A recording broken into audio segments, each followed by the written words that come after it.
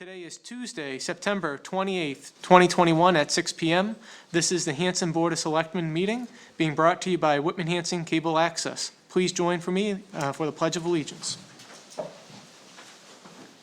I pledge allegiance to the flag of the United States of America and to the republic for which it stands, one nation, under God, indivisible, with liberty and justice for all. All right, Mr. Mitchell is out, and he's doing okay, and Mr. Weeks will be out as well tonight. So with that being said, I'll quickly go through this week's announcements.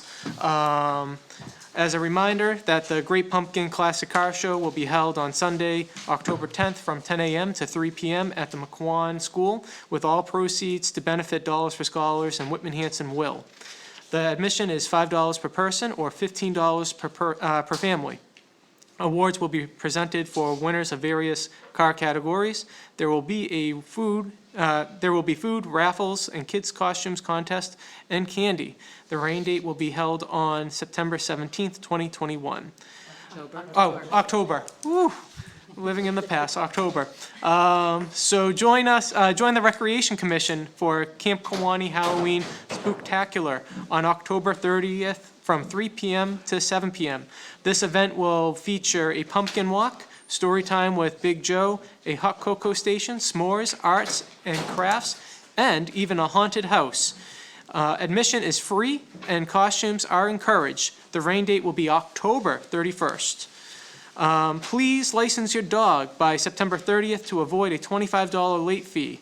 Licenses are available in the town clerk's office. The fee is $10 for puppies and spayed and neutered dogs. Licenses are $15 for intact male and female dogs. Questions? Please call the town clerk's office at 781-293-2772. Volunteers are needed on the following committees: the Bylaw Review Committee, Conservation Commission, Cultural Council, Disabilities, Facebook Upkeep Committee, Highway Building Committee, Memorial Day Patriotic Observance, Memorial Field Trustees, Nathaniel Mill Committee, and Zoning Bylaw Review Committee. Upcoming meetings will be the special town meeting held next Monday, October 4th, 2021, and October 5th if necessary. Board of Selectmen will be meeting on October 19th and November 12th, 2021, both at 6 p.m. So with that being said, we are heading into town meeting preview. I want to say thank you very much for everyone who is here tonight to come out and go through this with us. But before we continue any further, I just want to give a big shout out to Greer and Lisa, our town accountant, FinCom, and our board, and everyone that has put so much work going into it. I know it doesn't seem like a lot of work, but it is. So with that being said, I'll hand it over to Ms. Green to see if there's any last minute changes or anything like that. No last minute changes, but just want to make just a couple of observations that were brought to our attention. So line 2, various departments, the recommendations of the Finance Committee, the line shrunk. So we have Line 1 is a not recommend, and line, what was it? 71 71 was a recommend. recommend. So that's the selectmen, and 71 is veterans? I think it's veterans. Could you repeat that again, please? Line 1, Yep. selectmen, not recommend. Line 71, recommend. I believe that's veterans. I Right. could be mistaken. So the line 1 not recommend was 3-1. And then line 71 was recommend 4-0. Okay, thank you. And then on line 23, adopt the local meals sales tax. It was recommend 3-1 on the Finance Committee. And then on line 37, citizens petition, that was recommend 4-0 from the Finance Committee. All right, and For the only other change to Ms. Green is just the change of venue. It's still going to be held at the Hanson, Whitman Hanson High School. High school. It's not going to be in the gym, but it will be in the Performing Arts Performing Center. Arts Center, yes. And there is one other update that I need to provide, and this was my error. Line number 10, which is the purchase of 485 Winter Street, I mentioned that there was a grant out there that was going to provide some money to purchase that property, but I was mistaken. The grant was to purchase a different property through Mass Trails. It was to purchase the Park Perimeter Trail, Mass Trails? Mass Trails grant. It was not to purchase 485 Winter Street. So that was my mistake, where I thought the grant and this were one and the same, but they're actually two different properties. So is there any grant, is this piece of property, 485 Winter Street, being purely purchased with only CPC money? Yes, yes. And conservation. And Is conservation, Yes. how much conservation money? Okay, thank you. So I wanted to correct that. And also, I pointed out to our chair, Article 9, we did not vote to recommend 3-1. We ended up saying we wanted to hold it because we needed more information. Okay, no, understood. It actually is on the agenda tonight. There is an email explaining the CPC funds for the turf field in Okay. more detail from Mr. Hickey. And we'll come back and revisit that That's correct. after town preview. Okay, thank you. So, with that being said, I don't see Mr. Keeley here tonight. He said he was going to try to make it, but maybe he's caught up in traffic. So with that being said, we'll kind of just jump into town meeting preview. I don't mind reading off the articles to just keep moving forward. And anything from FinCom, Mr. Sullivan? I would say that we are happy to answer any questions regarding our recommendations, so that, I guess it's not a surprise when we get to town meeting. Sure. So if there's any questions that arise, we're happy to answer them, how the board, how the FinCom voted. But if none, I'm happy to just keep chugging along and get through this. Perfect, excellent. So if there's any questions at any time, just feel free to chime in. Well, I mean, honestly, preemptively, I'm going to want to know every single article that they voted not to recommend, why they voted not to, I mean, I just, yeah, That's perfectly fine. okay. All right, Yeah. Happy to do it.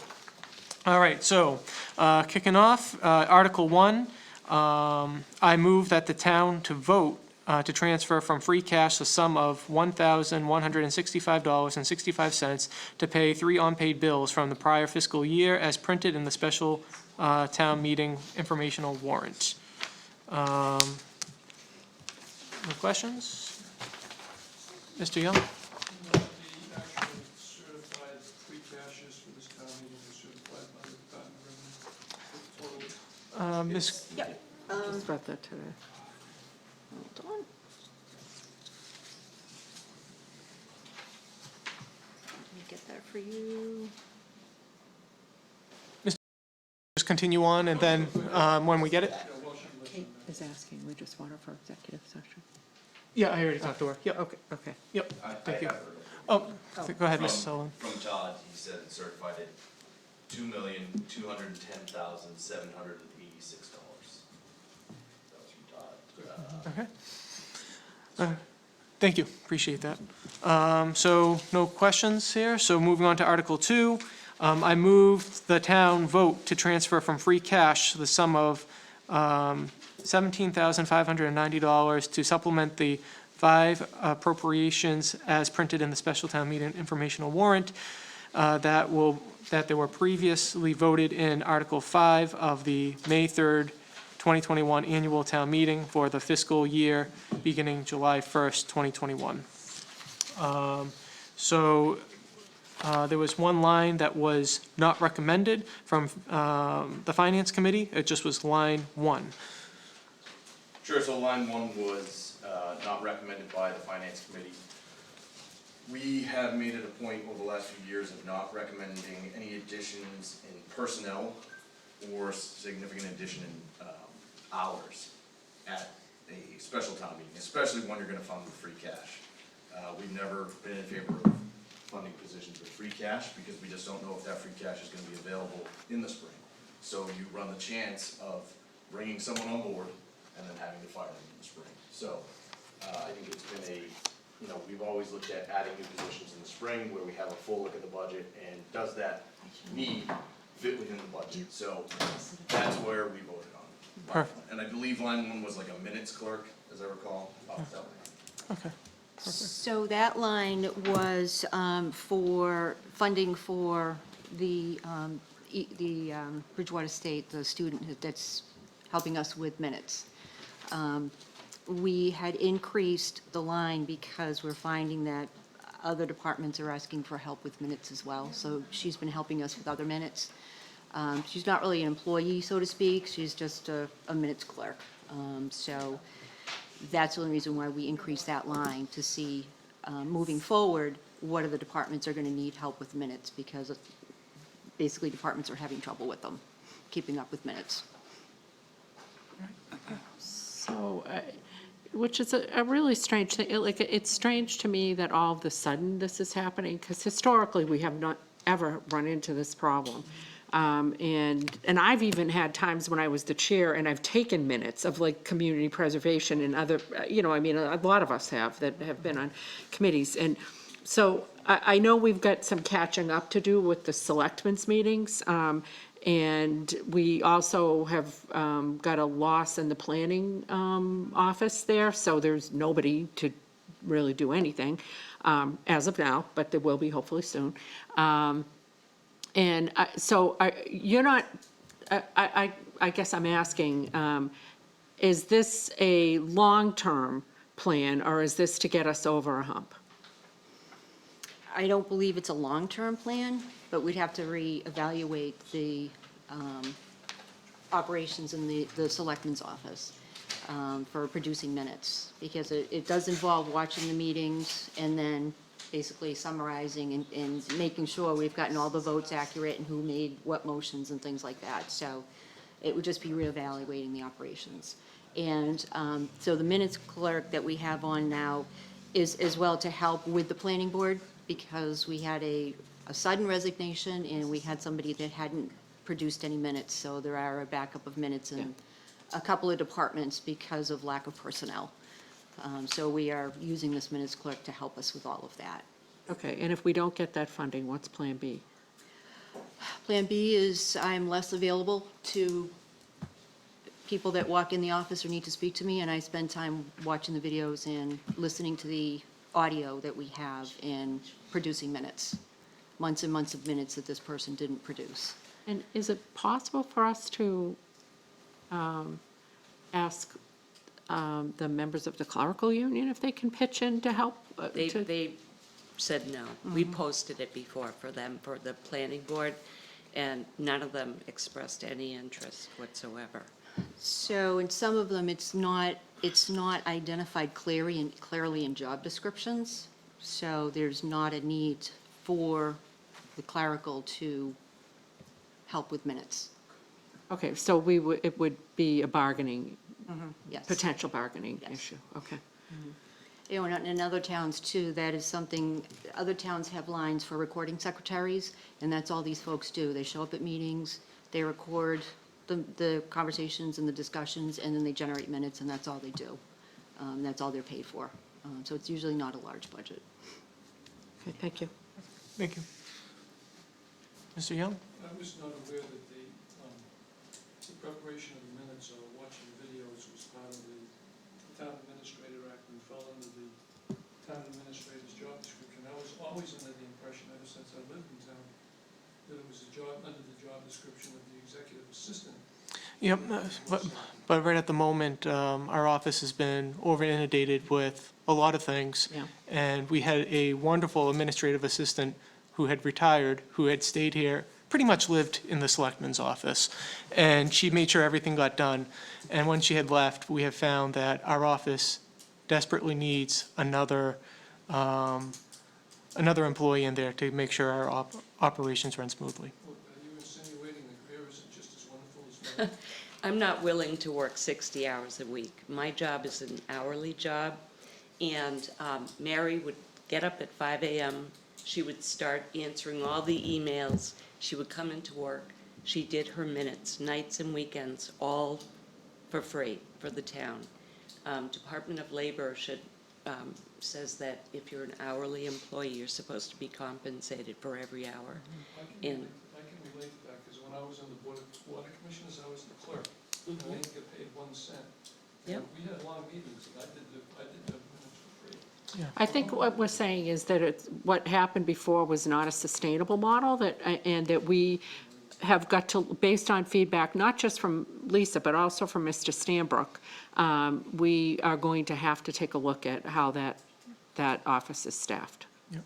So, with that being said, the man of town meeting, or special town meeting, has entered, Mr. Keeley. So, I was filling in for you, We didn't get so fired. I was wondering, We didn't get so I fired. wasn't sure if you want to read off, or if you wanted me to continue for you. I could read them. All right, and Mr. Keeley, seeing how there's been a couple of changes since last meeting, or last town meeting, our center microphone doesn't work anymore. So do you want to come up and sit at the table or stand at the podium, just so cable access can pick up on you? I could stand. Okay. Thank you very much, and thank you very much for being here. Couple of seats up here, Sean. I don't want anybody to confuse me with Uh, the august office of selectmen. You might want to see how it feels. Oh, that's all right. Is this gonna be a problem for cable, though? Nope. I mean, I can sit just over want to here make sure if the it'd be mic's easier. pointed at you. Oh, no, she's got you all All set right. up there. Okay, great. So which article were we on? We are on Article number 3. Article number 3. So I move the town vote to transfer from free cash the sum of X number of dollars. Do we have a figure? So Articles 3, 4, 5, and 6, and 6. So those are the collective bargaining agreements that we are still in the process of negotiating. Hopefully by tomorrow, we'll have the majority of the collective bargaining agreements under agreement. So we should, hopefully will have figures by Monday on all of this. All righty. So I move, Article 3, I move the town vote to transfer from free cash the sum of X number of dollars to supplement appropriations previously voted in Article 5 of the May 3rd, 2021 annual town meeting for the fiscal year beginning July 1st, 2021 for budget 2210 police. Should that be budget line 210? Budget line 210, Budget not the line 210. number? Yes. Yeah. Okay. So it Yes. should be budget line? Yes. So they all should be budget line. All right. And I'm not reading the explanations Nope. tonight. No, just- no, but through you, Mr. Chair, to our FinCom? Yep. I'm sorry, there's a lot of things going on. I assume you guys voted no, because there's really nothing for you to vote for at this point. That's right. Okay, all right, All Articles 3 through 6 will all be the same recommendation. okay, There's no dollar figure attached. all right.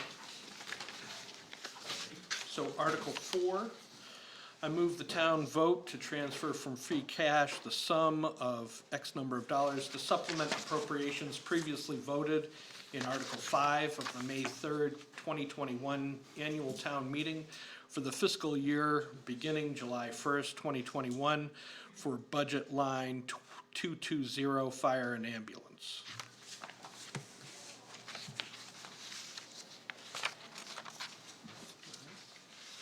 Article 5, I move the town vote to transfer from free cash the sum of X number of dollars to supplement appropriations previously voted in Article 5 of the May 3rd, 2021 annual town meeting for the fiscal year beginning July 1st, 2021 for various budgets for departments with members of administrative professional local 1700.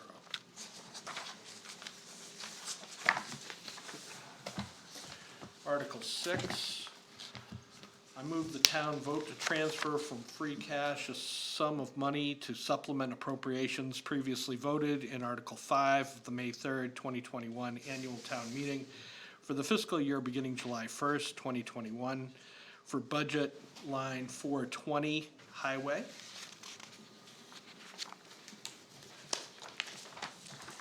Article 7, I move the town vote to transfer from free cash the sum $37,208 to supplement appropriations previously voted in Article 5 of the May 3rd, 2021 annual town meeting for the fiscal year beginning July 1st, 2021, for budget line 241, building inspector.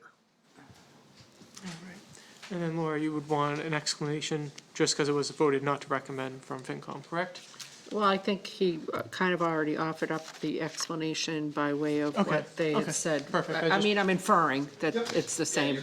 Yes, you're Okay, correct. okay. We are not in favor of adding hours, significant hours or positions is at special time, because we're not sure if it'll fit No, into the just so budget. you turn that on, just right? Makes sense? Okay. All right, perfect. Mr. Keeley? So, I take it, I exchanged emails with Greer and Lisa and Kate about a possible consent vote or consent agenda. So I'm guessing that anything that, there's a disagreement between the selectmen and the FinCom, that won't be in the consent agenda. Right. Is that what we had for consent Yes, agenda? anything that could provoke a discussion on the floor would not be part of the consent agenda. Perfect.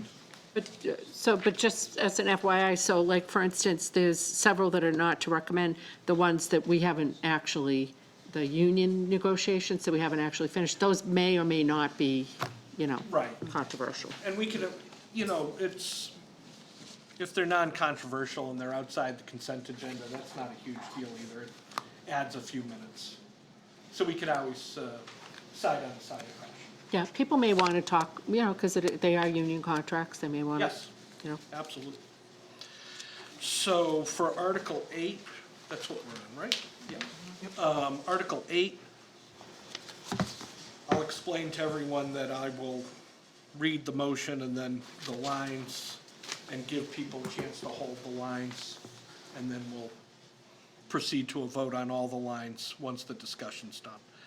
So Article 8, I move to amend the fiscal year 2022 Recreation Enterprise Budget as printed in the chart in Article 8 of the Special Town Meeting Informational Warrant, and further, I move the town vote to transfer the sum of $39,000 from the Recreation Enterprise Fund expenses to the Recreation Enterprise Fund salaries, and transfer the sum of $8,000 from Recreation Enterprise Fund retained earnings to Recreation Enterprise Fund salaries, and to transfer the sum of $12,000 from the Recreation Enterprise Fund retained earnings to the Recreation Enterprise Fund indirect costs for fiscal year '22.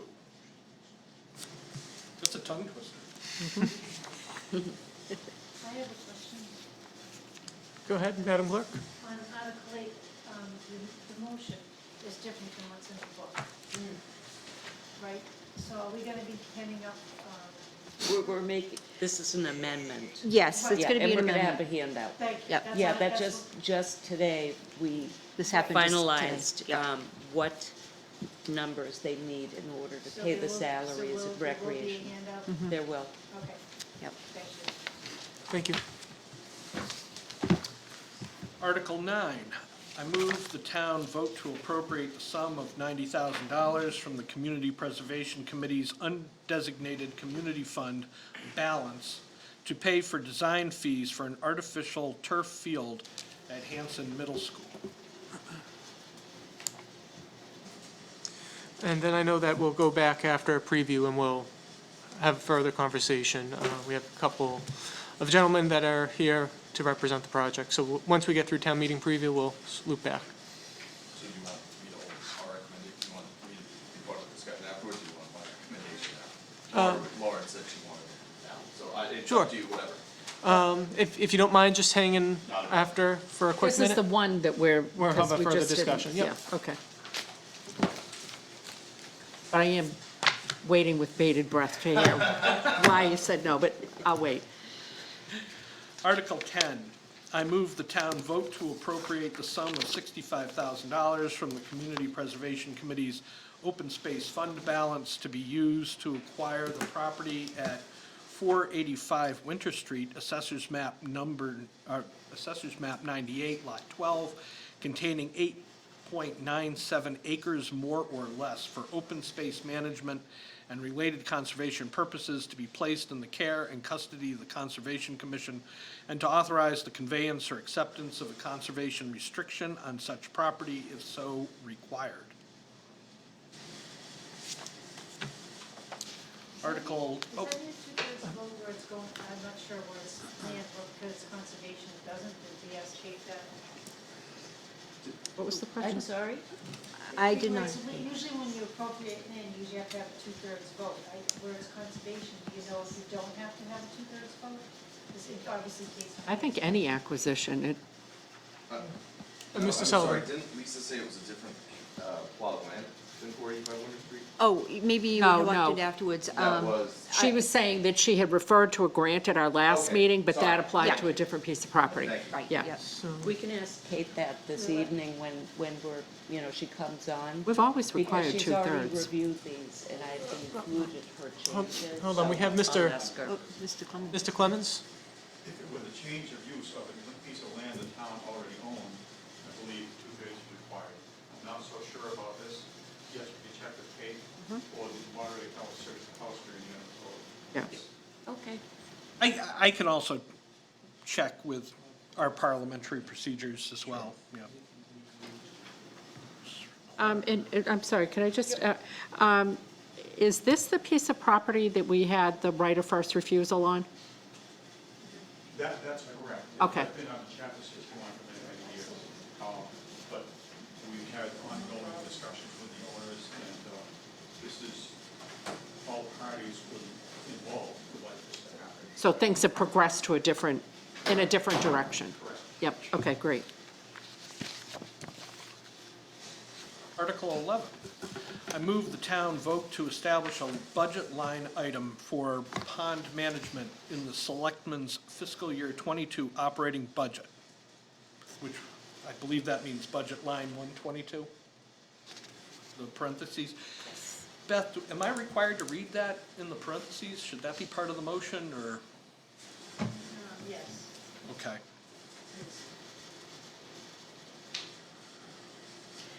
I don't think we've ever read the budget lines in there, and is there a danger that if we don't get the right budget line number in there, that we somehow unwittingly are doing something strange? I don't know, I'm just, Well, we're adding a line.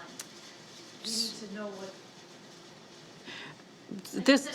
this one may be different, this one, I feel like I'm okay. So you're saying every time we add, we're gonna use a number, but not otherwise? Right. Okay.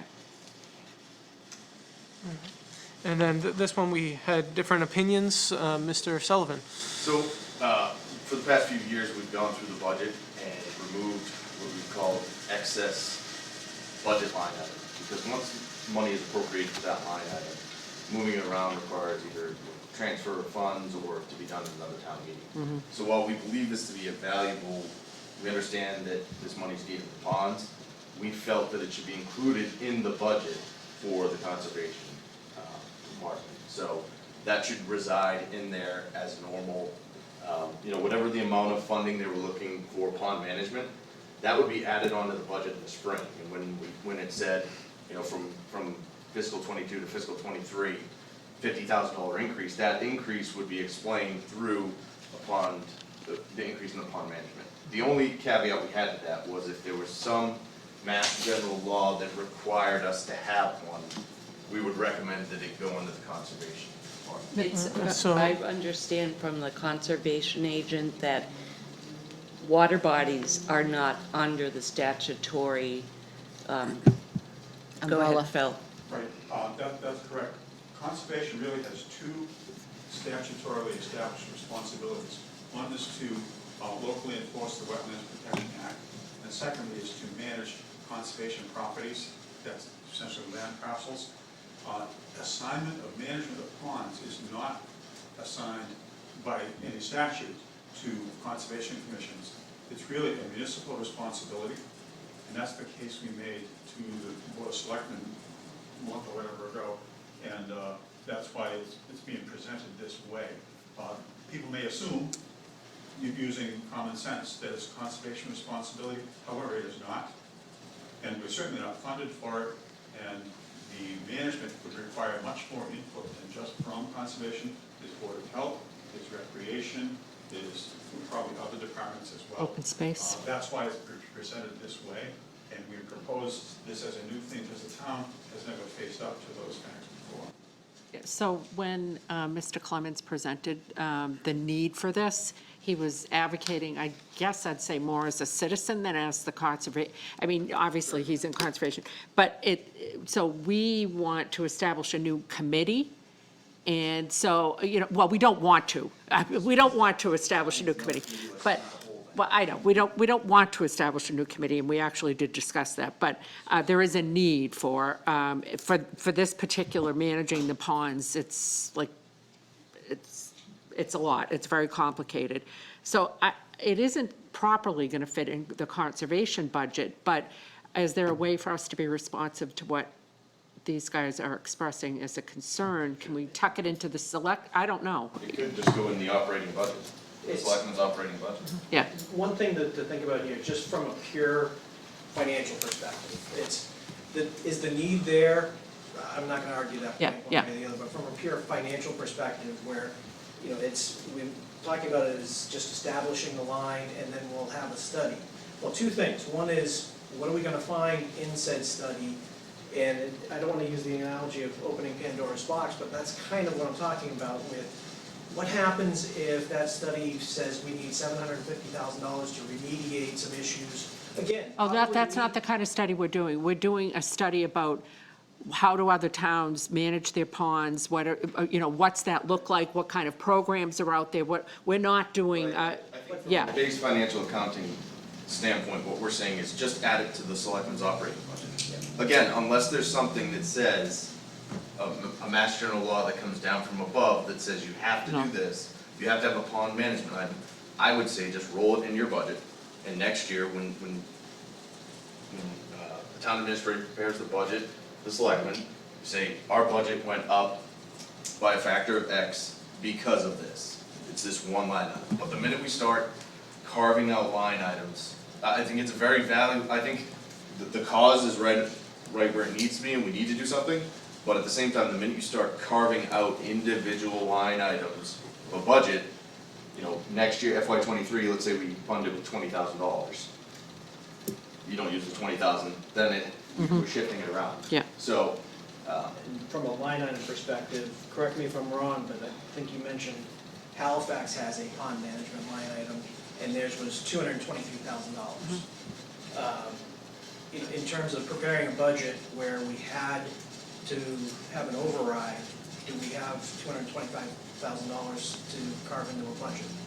These are just things to be thinking about. Yeah, no, we are not, just to clarify, we're absolutely not jumping into the deep end here. Mr. Clemens was suggesting, right now, we have no budget to do anything with this type of stuff, and that we start a dialogue, we start to look at it, we fund with a very nominal amount, because the 20,000 is very nominal compared to what you're saying. And that we do more to start this process, start a dialogue, because we've really been lax about doing anything about the ponds. I mean, different bodies within town hall at different times have taken responsibility for it. But that's why we need to get more collaborative kind of cross-pollination with all the different stakeholders and have people talk about what needs to be done, who's going to be responsible. In order to do that, we need somebody. We are not, just for clarity's sake, not spending override money, $225,000 override money on ponds or anything of that sort. That is not what's happening here. All right, so with that being said, with FinCom's recommendation of just saying, it can happen, it just should be under the selectman's office is what you're saying, rather than create a Correct. whole new line. Is that something that would be okay with you, Mr. Clemens? Well, I thought that the budget, whatever line you're talking about, if it wasn't under any particular department, automatically was under the selectmen. Okay. That's my non-accountant understanding. Okay, so everyone would be okay if it That's was correct. put under the selectman's Just be office? part of a narrative. And, That's why I didn't put budget line item, okay, because I'm talking whole operating budgets that have a series of line items. So Selectmen's operating budget is 122. okay, so 122. Okay, so under this article, it's already under the selectman's budget, Tom- is what you're Tom saying? Accountant and I have had this discussion. So Okay. He was, I don't want to speak for him, but we were both under the belief that the best way to do it would be to roll it under the operating line. All right, and 122 would be the operating. Budget. I don't know the That's- exact budget line, and again, I would be careful throwing out line items. No, that's in why, regard to these that. are just operating budgets. For the CBAs, for this, I would not verify the line. specify. If you're looking to Yep. pick a specific budget line item, I would talk to Todd and have him verify that in the software, that's what the exact budget line is. Okay. I don't know off the top. I don't think we actually have a line item for it yet. It's just to add pond management into the operating budget. But where it may fall, then, once they determine where they're gonna put it in the budget, that becomes the new line item. But otherwise, it's under budget umbrella 122, which is selectmen. Okay, so we're all on board on how to proceed with this one, correct? So, FinCom, you're okay? Okay, and If I could just ask. Mr. Keeley, yep. I'm aware of budget line items, but I'm not aware of the term for the collection of line items that this would be considered. So when you reprint the scripts, That's why I'm saying, we keep saying these numbers, but if you're looking for a title, I would say go into the selectmen's operating budget. right. I would feel more comfortable, it's just me but I would feel more comfortable if we could categorize versus putting a specific number. Just in the event that a number changes and then unwittingly, we've got this weird domino effect of we've put the wrong line number there. No, so all of these, where it says budget such and such, including the collective bargaining agreements, it's under that umbrella budget that has lines in it. So 122 is selectmen, 131 is FinCom, 145 is treasurer collector, But is et it cetera. necessary for this? I mean, I understand No. you've got behind the scenes, how the sausage is made, but do we need to all know how the sausage is made? Can we just generalize and categorize and not do the specific line number in So, this? so delete budget 122, you Right, mean? exactly. Okay, Yeah, yeah, we can do it, yeah, Okay, I think that just out of an abundance of safety. Okay. okay. All right. So Article 12. I move the town vote to transfer from free cash the sum of $25,000 for pond management for the balance of fiscal year '22. All right. Mr. Sullivan?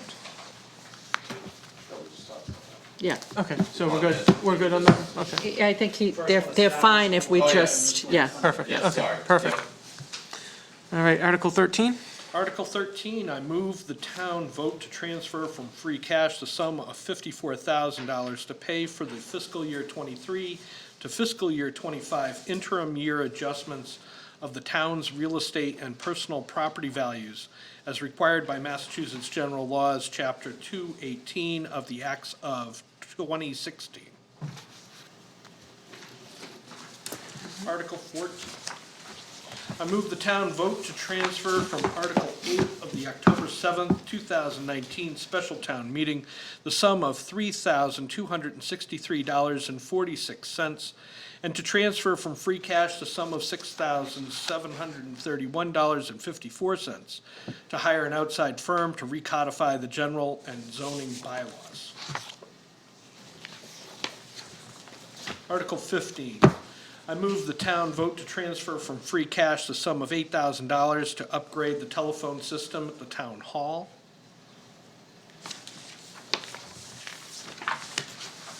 Article 16, I move the town vote to transfer from free cash the sum of $7,200 to purchase a tow-behind leaf vacuum. Article 17, I move the town vote to transfer from free cash the sum of $15,600 to replace the guardrails at the Poor Meadow Brook location on Route 27, which is Main Street.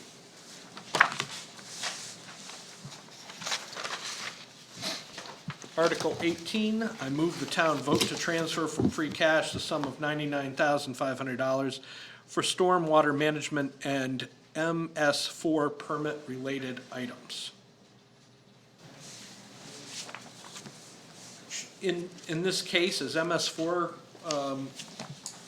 okay, or should I say municipal separate storm sewer system? I can spell it out so that the public knows what Yeah, you're referring thank you. to. Yeah, yeah. Sounds good. Article 19, I move the town vote to authorize the Board of Selectmen to petition the general court to the end that legislation be adapted precisely as printed in the special town meeting informational warrant. The general court may make clerical or editorial changes of form only to the bill unless the town administrator approves amendments to the bill before enactment by the general court.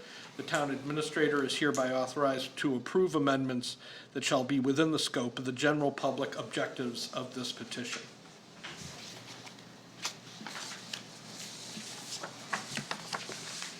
Article 20. I move the town vote to amend Article 2-1 to add a new subsection, Section 17, as printed in the special town meeting informational warrant. I thought we fixed Ma- that. Madam Clerk? Supposed to put, Can we add the general bylaw, you're amending the general bylaw, general bylaw. Article 2, Yeah, that and yes, you know, I think, is what you're amending, right? yep. So it's that one and Yeah, the this other one. Yeah. Okay. In a bylaw change, would I require another quantum of the vote? Not for agenda. Thank you. And we're not going to print that in the actual warrant? We're going to put it in the informational warrant? The informational warrant has been printed, so I would provide revised motions to be handed out at town meeting. Okay, but what I'm saying is we're not, so I'm going to have to look at the informational warrant to see what it is we're talking about. I've got the explanation, but I don't have the actual. Okay. Article 21, I move the town vote to amend Article 2-1 to add a new subsection, Section 18, as printed in the special town meeting informational warrant. Again, can we add general bylaws to that motion?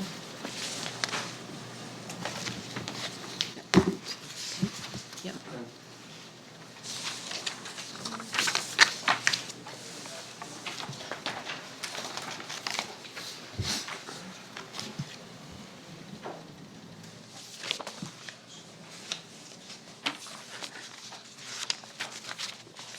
Article 22, I move the town vote to authorize the Board of Selectmen to petition the general court to adopt special legislation to the end that that legislation be adopted precisely as printed in the special town meeting informational warrant. The general court may make clerical or editorial changes of form only to the bill unless the town administrator approves amendments to the bill before enactment by the general court. The town administrator is hereby authorized to approve amendments that shall be within the scope of the general public objectives of this Legislation. petition. Yeah.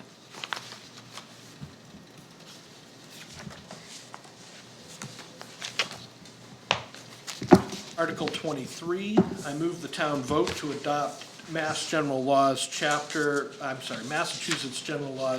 64L, Section 2A, to impose a meals excise tax of 0.75% to take effect on January 1st, 2022. Ms. Kennedy? I'm absolutely eager to hear why there was one vote against this from FinCom. Sure, I'll say the dissenting member felt that it was a difficult time to impose additional taxes on local businesses and citizens when you're trying to bring local business, people coming back from the pandemic, along that line. Yeah, understandable, and, I mean, I don't know if you had an opportunity to speak to FinCom about this and some of the facts that you had, because initially that had been my like knee-jerk reaction, and then once we kind of walked through how simple it was to implement, how many towns around us have got it, and how little financial impact it would have on customers, We voted overall Yeah, to recommend. yeah, For all the yeah. reasons that I think we agreed upon. Okay, thank you. Article 24, I vote the town rescind its vote on Article 32 of the May 5th, 1999 annual town meeting requiring town hall to be open 5 days per week, in addition to Tuesday evenings without additional pay or employees. Same reason as we, So we voted not, the finance committee voted not to recommend changing this at this time, because it's unclear as to what this would have, what effect this would have on salaries and additional hours, or how the budgets would have to change. So, again, something to look at in the spring, and if it's something to see, I'll say the cause and effect of what would have happened if we were to pull this back and say, we're open all day Friday as well. So, it would just, the data isn't there to show. Just kidding. all right, thank you. Article 25, I move the town vote to authorize the Board of Selectmen to petition the general court to adopt special legislation to the end that legislation be adopted precisely as printed in the special town meeting informational warrant. The general court may make clerical or editorial changes of form only to the bill unless the town administrator approves amendments to the bill before enactment by the general court. The town administrator is hereby authorized to approve amendments that shall be within the scope of the general public objectives of this petition.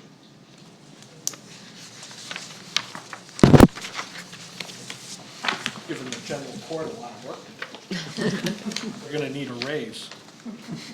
Right, Mr. Young?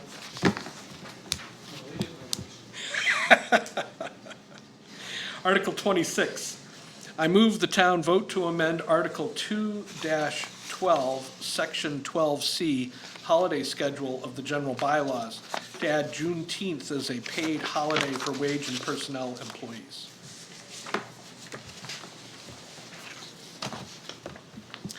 Article 27.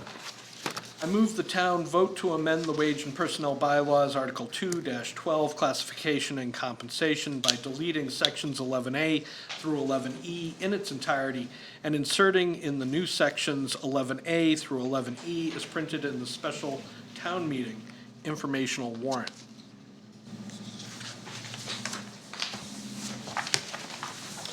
Article 28.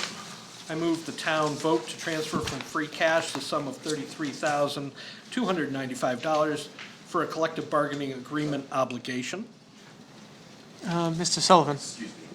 Mr. Chairman, if we can go back to Article 27. sure. I believe the town administrator, I don't know if we got a chance to take that out. We had this discussion.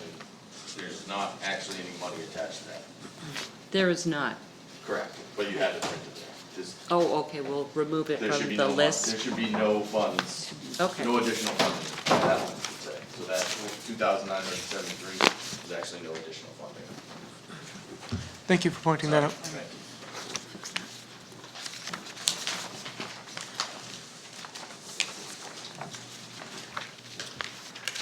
We did 28, so Article 29, I move the town vote to transfer from free cash the sum of $36,627 to fund the salary of a firefighter, paramedic pending retirement of an existing member.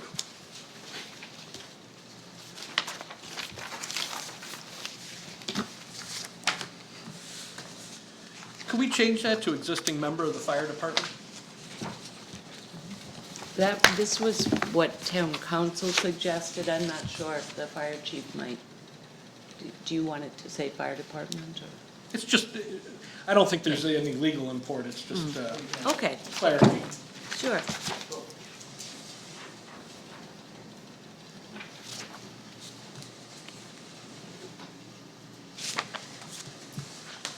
Article 30, I move the town vote to insert a new section to the general bylaws, Article 2-1 is printed in the special town meeting informational warrant, and renumbering Section 1 of Article 2-1 to Section 1A.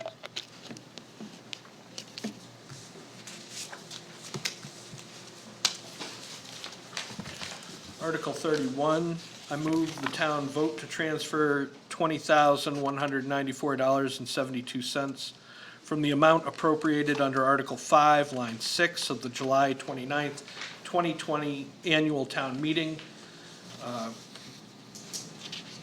to purchase a, should I say, water utility truck? So this, we're transferring from the line, it was going to purchase a water utility truck, but they have not purchased it, correct? I don't know if So they they're moving purchased it. it or if this is remaining monies. That was drafted by the water department. This is what they want to transfer. There's at least this much in that line item. I would just take out water utility truck. I mean, we're being very specific where the money's coming from.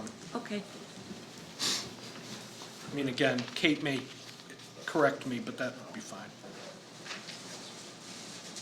All right, so I move the town vote to transfer $20,194.72 from the amount appropriated under Article 5, Line 6, the July 29th, 2020 annual town meeting to purchase a new vacuum trailer for the water department.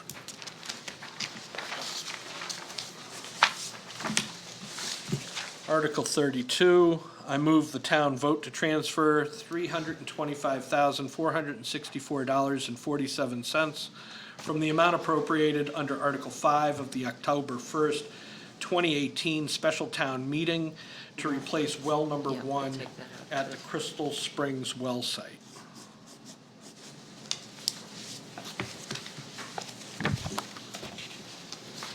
Article 33, I move the town vote to transfer $500,000 from water surplus to be added to funds appropriated under Article 23 of the May 4th, 2015 annual town meeting for the continuation of water exploration.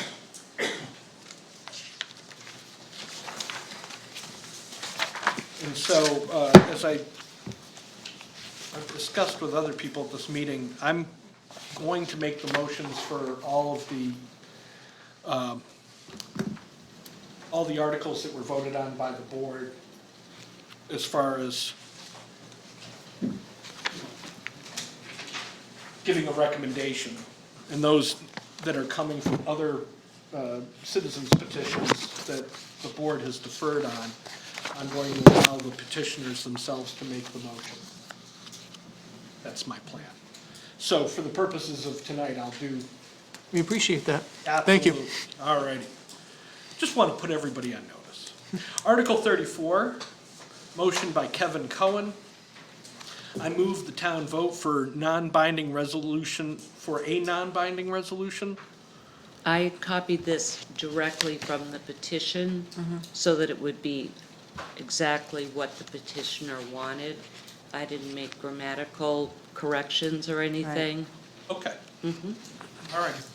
I move the town vote for non-binding resolution supporting a vote by the Hanson Board of Selectmen, the appointing authority for the members of the Zoning Board of Appeals, to remove all current members of that board, including alternate members, at their first public meeting following the close of this town meeting, etc.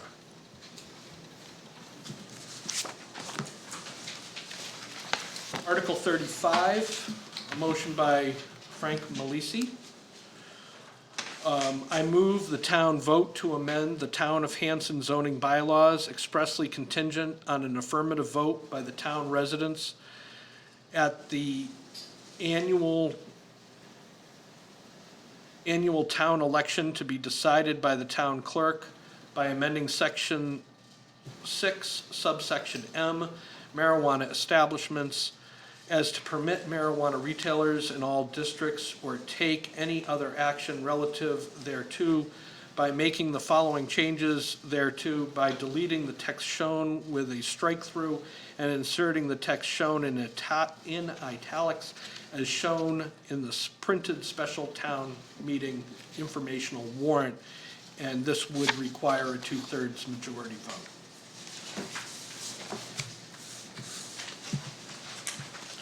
Article 36, also by Mr. Frank Malisi.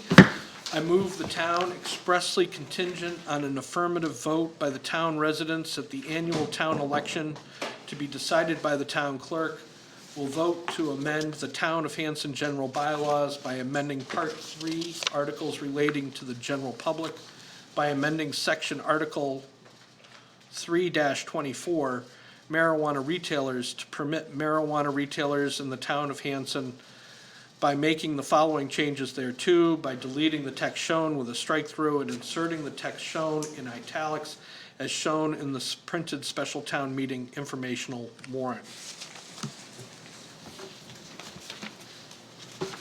Article 37, also by Mr. Frank Malisi. I move the town expressly contingent on an affirmative vote by the town residents at the local town special meeting will vote to amend the Town of Hanson general bylaws by amending Part 2-1 general provisions governing all municipal bodies by adding a new Section 16, committee and board resident eligibility, to prohibit non-residents in the town of Hanson from being appointed to any committee and/or board as follows. Section 16, no person shall be appointed or elected to any town board or committee unless the individual is a registered voter in the town of Hanson. Upon passage, all current board and committee appointed or elected officials shall be required to show proof of residency and voter registration. Proof of residency can be determined by town clerk. This section shall be effective only upon passage by the voters at the special town meeting on October 4th, 2021.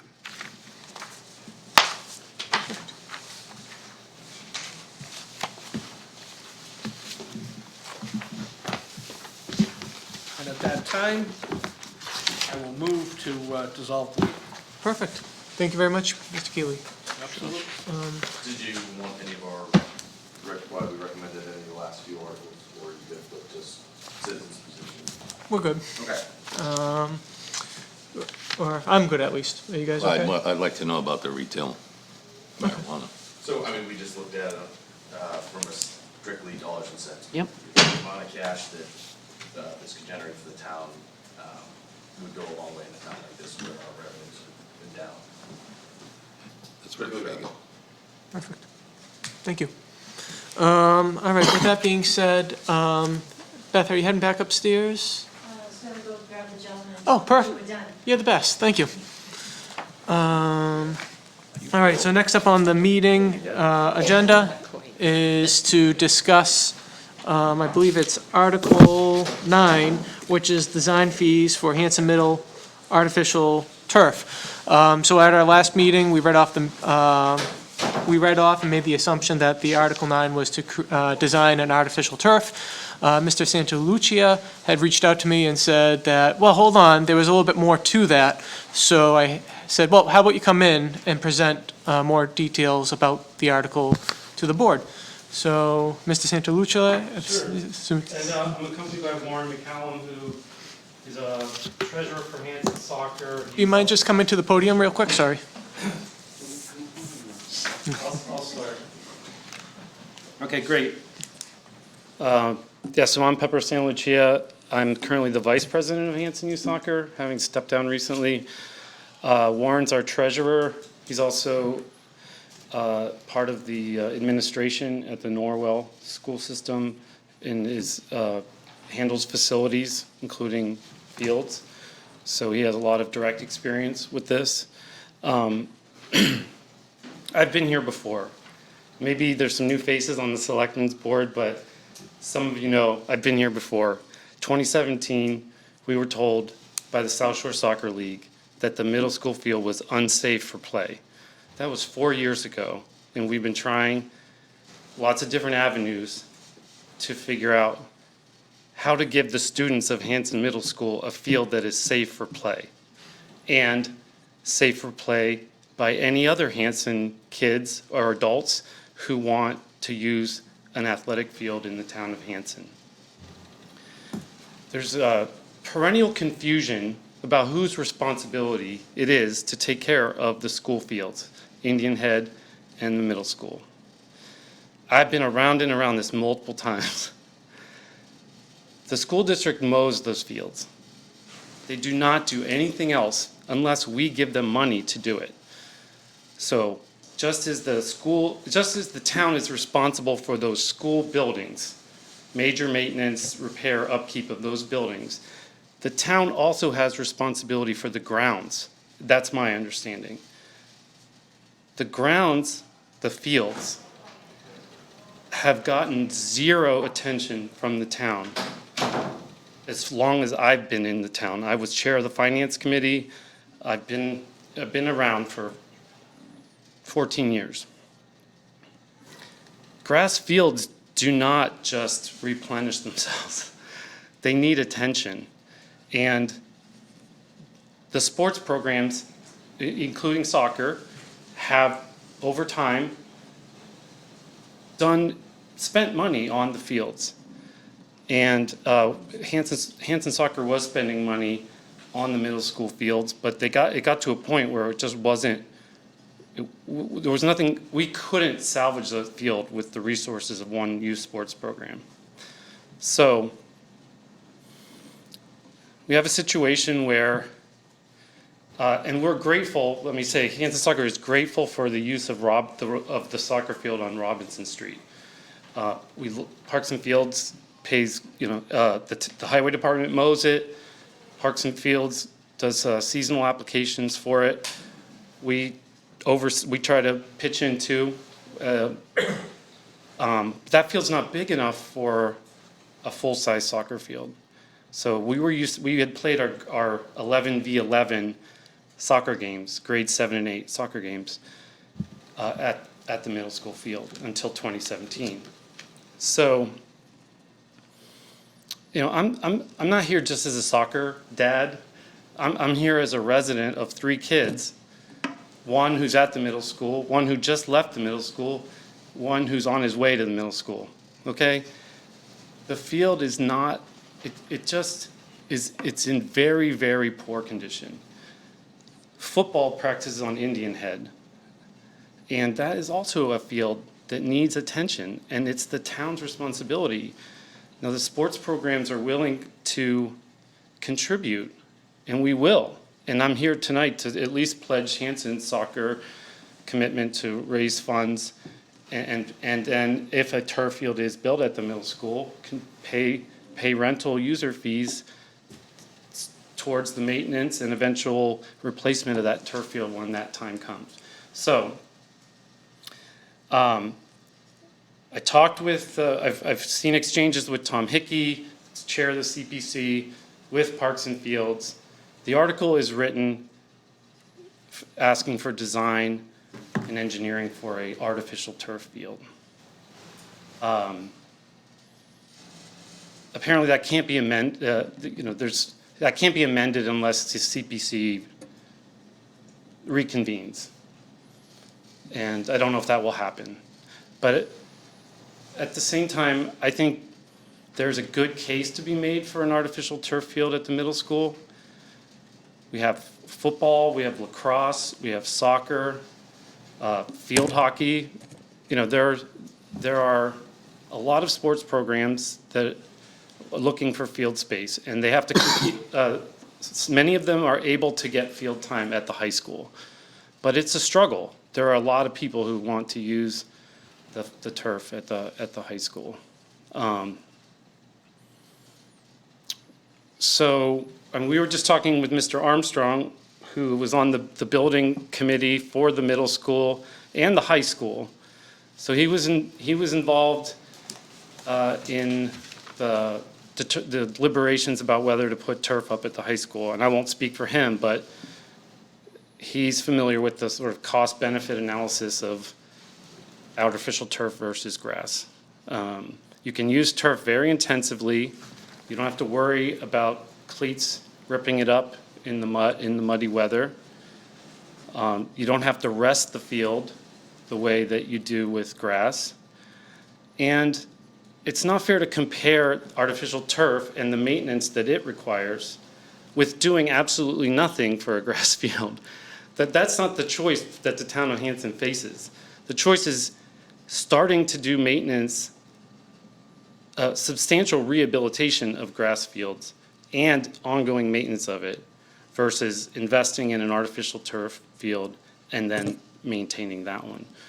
Warren, I think I just defer to you. I know I've taken a lot of your time, but if any just additional comments? Well, it may just, Ms. Commit. I don't think anybody on this board suggested we're not clear that we need something different up at Hanson Middle. I think the question is turf versus grass. Yeah, right? that really what we were concerned with is we do not have any facts in front of us. We simply got this article that said that it was for turf. We have no idea where, so that's fine. We go through and we get an engineering study, and then what? You know, we have to look at sustainability of things in terms of funding. So we're thinking, where is the money to install the turf going to come from? How is this turf going to be maintained? Where are the funds for this to come from? And I recognize that you guys are saying, like, right now, you guys are active and you're saying, you know, your respective boards and et cetera, are committed to raising the money, or at least I've talked to Mr. McCallum and I talked to you over the weekend, so that's what each of you independently said to me. You know, and that you're willing to do that, but I guess we're being asked to fund something that, or to recommend. I mean, this is On the warrant. on the warrant, you know, as is. And I would submit to you, CPC could easily post to meet the night of town meeting, just prior to town meeting, and change the article if they so chose, but not my call. So I think really, for me, that what I'm concerned with is if we give the funding, I'm just not 100% secure that there is a plan in place here, that there's funding, and I know you guys are saying you're gonna do it, but I just don't, like, you know, I would really have liked to have seen, and again, I'm not on CPC, but if I were, this is what I would have asked if I were looking at your application. I would have said, are you guys gonna look for grants? Are you guys gonna, do you have a fundraising plan? Do you have a plan for sustainability? Do you have letters of support? You know, these are the things I would have asked for. So, you know, so the reason that we asked to talk about it is because in the absence of all of that, it would have been irresponsible for us to just say, oh, yep, we're all in on the turf, because we didn't really know, you know, like, now after I talked to Mr. McCallum, he described to me what had happened in Norwell, and that they had successfully fundraised, and in fact, they had fundraised so successfully that they actually had money for the next, I think you told me 10 years, Warren, worth of, you know, maintenance, and it turns out it really isn't the big, bad, horrible dollar amount that in my mind I was conjuring up. It's more like, I think you said like 3,000 or so a year, and so, but that's kind of how we got to where we were. It was an absence of facts, to be honest with you. And I would personally, like, has community preservation or I guess all of the groups has there been a consensus that turf is what is wanted there by all of the different sports folks? You know, I would have loved to see a representative, I mean, Warren's involved in the football program, but I don't know if he's empowered to speak for it. But we did have a meeting, and there was consensus that artificial turf made sense. That it was a reach, that there's a high initial cost, but that down the road, it made the most sense because of how intensively that field can be used once it is constructed. Yeah, Warren, I think you can answer some of those questions. Well, and then also, Warren, I think it would be helpful, because I had expressed to you my surprise at the cost for designing a field, like $90,000. I said, look, I don't know anything about this. And you had explained, and I thought it was helpful to me, it might be helpful to other people, that we probably wouldn't be in the position with that field had we considered stormwater management and runoff and all of that, and that was a lot of what the study was going to end up doing. But I don't want to speak for you, so. I mean, ultimately, the conversation of the turf field comes down to I have 4 kids in this town. We play multiple sports. My kids have never played a game in the town of Hanson other than Robinson Field. Lacrosse cannot play in this town. Football has the high school. They practice on a dirt field behind Indian Head that parents volunteer who are landscapers to bring down dirt to fill potholes all over the field so kids don't roll their ankles. And quite frankly, there are injuries on that field that probably shouldn't happen because it's out of that. If we're gonna have a field and we're gonna put money into a field, we need to have something that can handle more use than just soccer, more use than just lacrosse, more use than just football. Part of the problem here is that we have, Pepper, myself, the Parks and Fields Department, the Tom Hickey on CPC, this has been an ongoing conversation for years and years and years. We have all come to this. We've all had these meetings. We've met with Bob Hayes to see whether, if the high school could facilitate that, and then that kind of got a little tricky. Because we're asking for one location, one field to give the kids somewhere to go, it's either turf or it's almost, there's no point. Because if football uses a field in the fall as grass, it can't be used in the spring. It's just gonna be trashed. So that's why turf is involved in the conversation. Warren, can you explain that thing that you explained As about far the as fields being 90,000 rusted and all that? Right, so grass Yeah. fields obviously get beat up, and we've all got grass. You have a party in your backyard, people walk up a trail, and the next thing you know, you got no grass there, and that's from one weekend. If a soccer team plays on a field and practices on a field, I mean, that field's gone after a season. It needs to be rested, it needs to be reseeded, it needs to be aerated. A lot has to happen, and there's a lot of expenses attached to that, which is why I believe, this is opinion, not fact, I believe that the fields are in the shape they are because there's so much upkeep involved. With the seeding and the aerating and the chemicals and all that, it's a lot, it is a lot. The reason the engineering is so expensive is because, and it really comes down to what you just said, is the rainwater. It's a large area collecting a lot of water. And that all has to go somewhere, and the engineering of this is more about where to take the water and how to make sure that is a safe, sustainable location for a long, long time. In Norwell, we just had, we had the drains blocked for the very first time after 6 years. And we went down and we unclogged the drains, and now it's draining again. It has to be planned through Conservation Committee. I mean, there's a lot of people involved on rainwater. And if you think about the size of your roof on your house and how much water comes off that, it's a tremendous amount of water is collected and has to be disposed of on a field, especially a field of the kind of size that we're talking about. So that's really what the engineering is more about than anything else. I mean, these turf fields, you've seen one, you've seen a million, right? They're all the same. It's all the same materials, it's the same quantities, it's the same design, it's the same, and we can borrow them from any other town. Borrow them from Pembroke or Weymouth or anywhere else that have all made the strategic decisions. The turf is the right decision for their towns, both financially and practically. All the towns around us have made those decisions, but we can borrow plans from any of them because it's the same. The engineering is specific to the middle school based upon conservation land, water runoff, and making sure that the land in the town of Hanson is cared for within that field, if that makes sense. And as far as you had mentioned earlier with the maintenance, Yeah. if you're really gonna maintain a grass field, like I said, it's expensive, it takes a lot of money. Right now, I'm also, amongst many hats, the treasurer of the town of town of Whitman's soccer program. Because we're having to go over and use their fields in order to be able to play soccer. The amount of money that they pay just to mow the grass, it's $750 a month. Chemicals on the fields, aerating on the field at $2,000 for an aeration for 2 fields. I mean, it's an absurd amount of money. One thing that we did correctly in Norwell was we have 2 large fields. And for 2 large fields, we paid $35,000 one time for 10 years of maintenance on the fields. They come twice a year to the field, they re-sow anything that gets broken, they refill the fill inside the field, they stitch back together, so you got penalty spots, goal mouths of lacrosse fields. They come and they replace that, they fix that, they put it back in, they re-put, and it's mostly sand, believe it or not, everyone thinks it's rubber pellets. It's more sand than it is rubber. They refill that twice a year, every year. They rake it, they take the bottle caps and all the trash that people, that all comes out.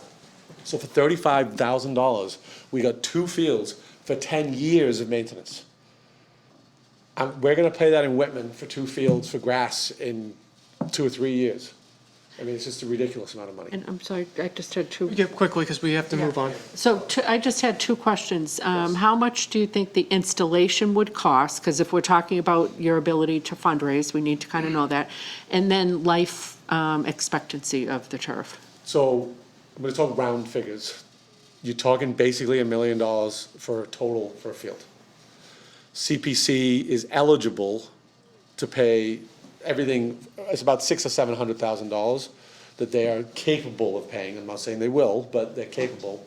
The private fundraising is roughly around $300,000. That can come from many sources. It can come from grants. It can come from private fundraising. The town itself can put money into that. I mean, we mentioned $2 million of free cash. I know that's part of capital planning, and this is part of a capital project, quite frankly.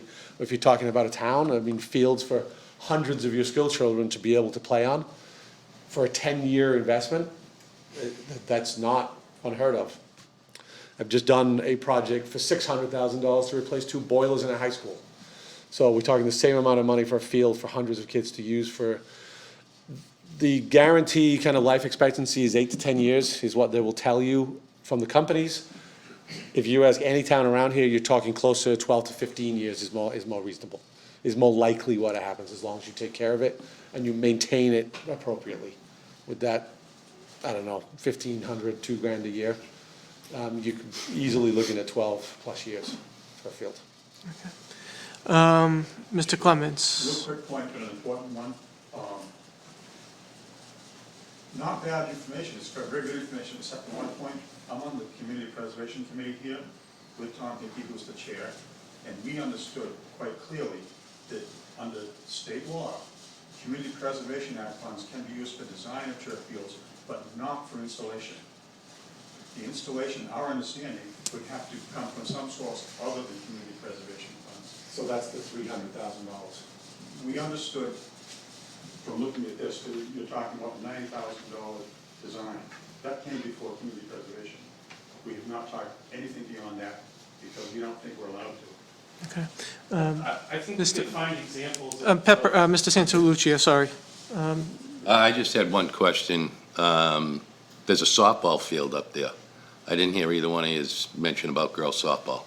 So in Norwell, we have softball on the field that we use to play soccer. We have a little cutout on the end that includes the cutout, and our varsity team plays on that same field. So one thing that I will say is maybe last year or right before COVID, it seemed like the big problem was scheduling.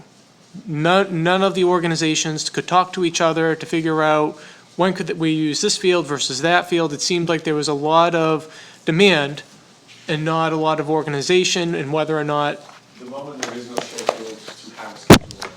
Well, with all due respect, Mr. McCallum, what I heard was that youth soccer couldn't use the fields up at the high school. I mean, there was a lot of conflicting. There is a conflict with the high school. Right. So. Getting on the high school field is very difficult. So with that being said, it sounds like we want to use this turf field for all the sports if possible, or whoever wants to use it.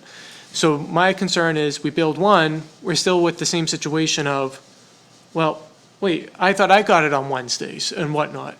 So, but with that being said, I think we expended a pretty good chunk of our meeting with this.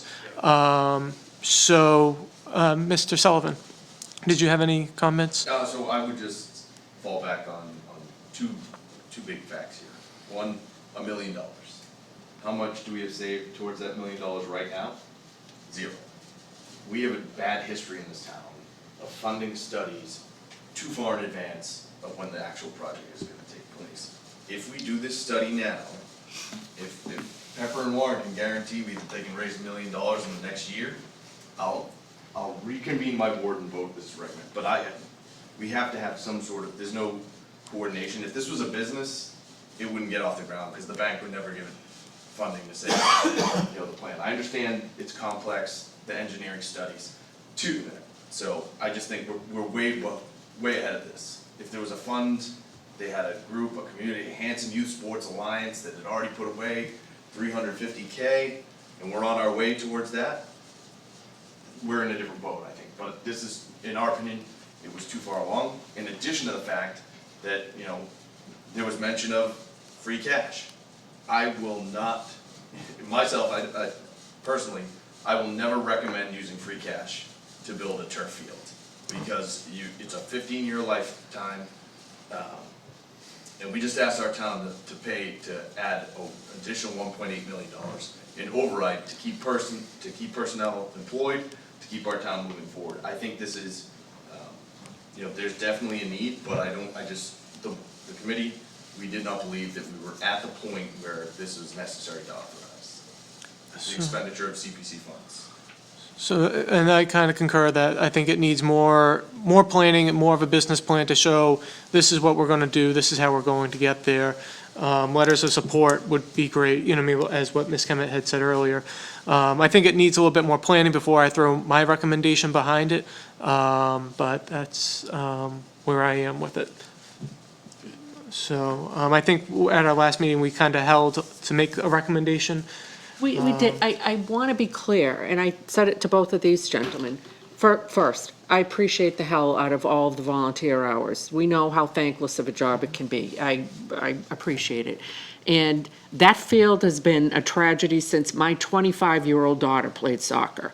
I mean, it's like concave. You can't even like shoot a straight, you know, shot there. Something needs to be done. So, and I don't think any of us here are disputing that. I don't think you guys are disputing that. So I think it just needs a little more baking in terms of the next steps after this study. You know, what are the solid plans for raising money? Because we don't have $1 million. Yes, we've got free cash. We also have many, many competing needs. And I'm not saying that this wouldn't fall somewhere in there, but the list of competing needs is enormous. And so that might have been a little misleading to say we've got free cash, because we're actually spending a lot of our town meeting allocating that free cash. But I think to Mr. Clement's point, there may be cases within the state where that money has been used, where community preservation money has been used, and it's been a few years since I've been on community preservation, but at the time, I agree, Mr. Clements, it was specifically, very carefully articulated that it could be used for the study, which is all that they've got here on the warrant. And I think more, I would want to see some feedback from Stuart Saginaw at the Community Preservation Coalition, and maybe some cases like you've said. I guess what I'm saying is, like, to Kevin's point, it's sort of like you're asking us to invest in your company, but we don't have a full business plan in front of us. And I feel badly because I know how much this is needed, but I can't, my conscience won't let me say, I can recommend this. So the problem is, there's a little bit of a chicken and egg problem going on. Many towns have used CPC to build these fields. The only thing they cannot do is literally lay the green turf down, and that's part of the confusion. I could come up with 50 towns by tomorrow that have all used CPC money to build it, design it, build everything. Fundraising puts the green stuff on top. And we should be clear, there has been no conversation with the Hanson CPC. Exactly. And we're not, and we would never infer Right. that they're ready to spend $600,000 or $700,000. The chicken and the egg problem is that people who live in this town, I'm probably one of them, don't actually think that anyone's ever gonna give money for kids in this town. I mean, I know that sounds like a very negative thing, but between the conversations that have at town meetings at the high school, school fundings, the middle school, the Indian Head Project, there's been a lot of things that have gone on. There's been a lot of conversations. Like I said, we've been talking about this for years and years. Everyone believes it's gonna get voted down. So it's very difficult to put a long-term plan together. It's very difficult to go to CPC and say, let's do this, because if ever there's this really negative feeling around whether this is all gonna happen. So when we can't get it off the ground, we can't have the beginning of the conversation we have people who say, well, where are you ever gonna get any money? We're not gonna spend this money, so it just becomes like spinning your wheels in the dirt, and we can't get any traction to get going. And then we get told we can't start because we couldn't get traction.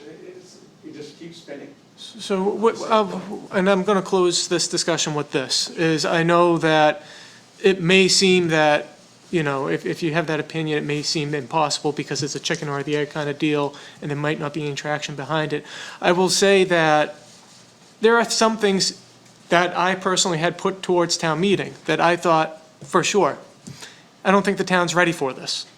But I came with my facts, I came with what I had to say, and the town was very receptive to it. And those things had passed. So I think if the business plan is there, the vision is there, I think town meeting would vote for it if it was all there. But we can't just say, this is what we'd like to do, we just want to spend $100,000 and let's see what we can do, and not have the second part of the investment right there. And I will say, this vote, Mr. Chair, is about our recommendation. Ultimately, the voters are going to decide at town meeting. This is already in the warrant. Right. It's in the So, warrant. Real quick, yes, Mr. Hickey. Matt, how much money can they get out of CPC? It really depends on the will of the Community Preservation Committee. I don't know what their balances are, and it's not a conversation that we've had. We've had this initial conversation with them. Would I argue that it would be a good use of CPC money? Yes. Have I asked them to vote in that? And there have been some discussions that we would show up at Springtown meeting with the $90,000, that we would work with the CPC between now and Springtown meeting and at least check the, see whether that's something that the CPC, how much would they be willing to put toward a field, if anything? Right. That would be the next step, another brick in this. And I'm not saying you went through the procedure the wrong way, but you're going chicken before the egg. To me, there's no chicken or egg. It's go to them first, see how much dough you can get out of them. And, you talk about the town with the kids and sports, you're talking to the wrong guy. Because the town gave me zero money to build that field on Route 27 at LZ Thomas. And I did that with a group of people without a single penny from the town. That's fantastic, and that's the level of volunteerism still in this town. Exactly. Part of many So- of the groups still putting hundreds of hours in working towards our kids in our town. We just, sometimes it feels like we're banging our heads against the wall. But if you come to me, I'll support you. You have a fundraiser, I'll go. You need me to say something somewhere, I'll do it, because I love the kids in this town, and I did sports for 20 years. But you have to start somewhere, and it's right there. See how much you can get out of Tom and Phil, and start there. If you had a grant process, maybe you could go through that. We did start with Tom. Tom was actually. He's a member of that he was committee. pushing this, and he's the chairman of the CPC, correct? So I think So we started with the chairman of the CPC to have these conversations, to go in the correct order. Yeah, His recommendation was to push this through first. So I do feel like we've tried to go down the correct path with the correct people. I don't know what Tom has and has not done with his board and the behind the scenes. I'm not privy to that. And- But I feel like we have done the right direction. and all I'm saying is if you went there first, you got a commitment out of them, maybe 15,000, instead of 90, it's 75 that you'd be looking for the town. And Matt might be right, they might say yes, they might say no, but it's not 90. CPC is giving 90. They voted to give him 90 for this engineering. It's the second piece of the actual installation that they don't know where they're going to get that money from. So I'm wrong, you already got the 90, Yeah, they got 90 from We're asking town meeting this October 4th. Right. To approve CPC CPC authorized 90. expenditures of He's 90. already authorized the 90,000. okay. Yeah. That step is taken, as Laura just expressed. The uncertainty is what happens beyond that. I think the term business plan totally applies. If there were a 10-year projected plan for how user fees would contribute, other things, it would fill in that large blank and might make people much more willing to take the first step. I don't know how quickly you can draft something like that, but that's what is required to build confidence with voters who really don't know very much about the whole picture.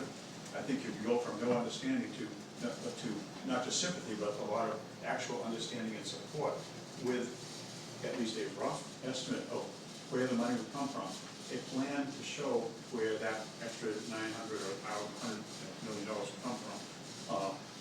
We know it's hard to do.